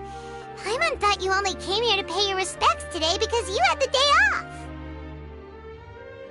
Crime and villainy do not have the day off, and so justice must work around the clock as well. This is merely the nature of a justice's work. All right, you've got a point. Huh? Paimon just noticed that the rain has stopped.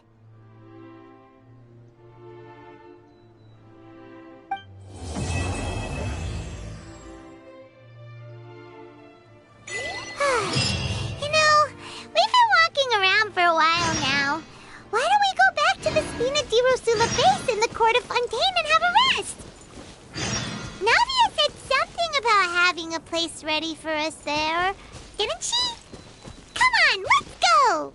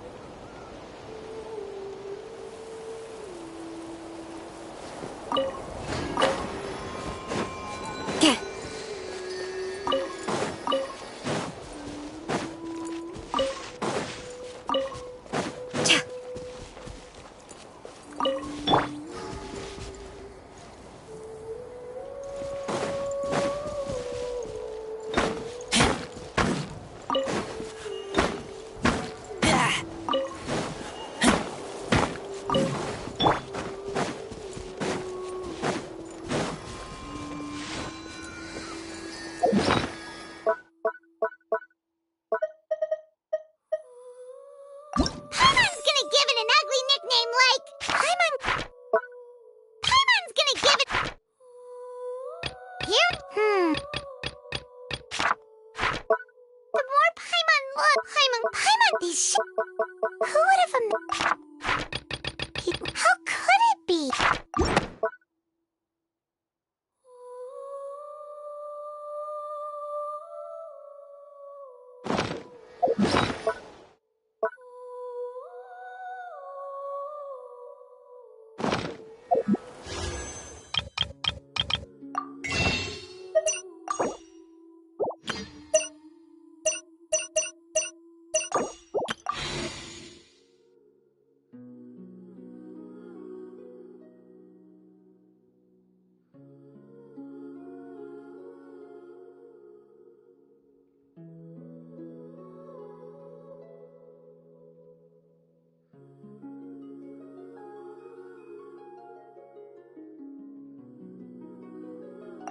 You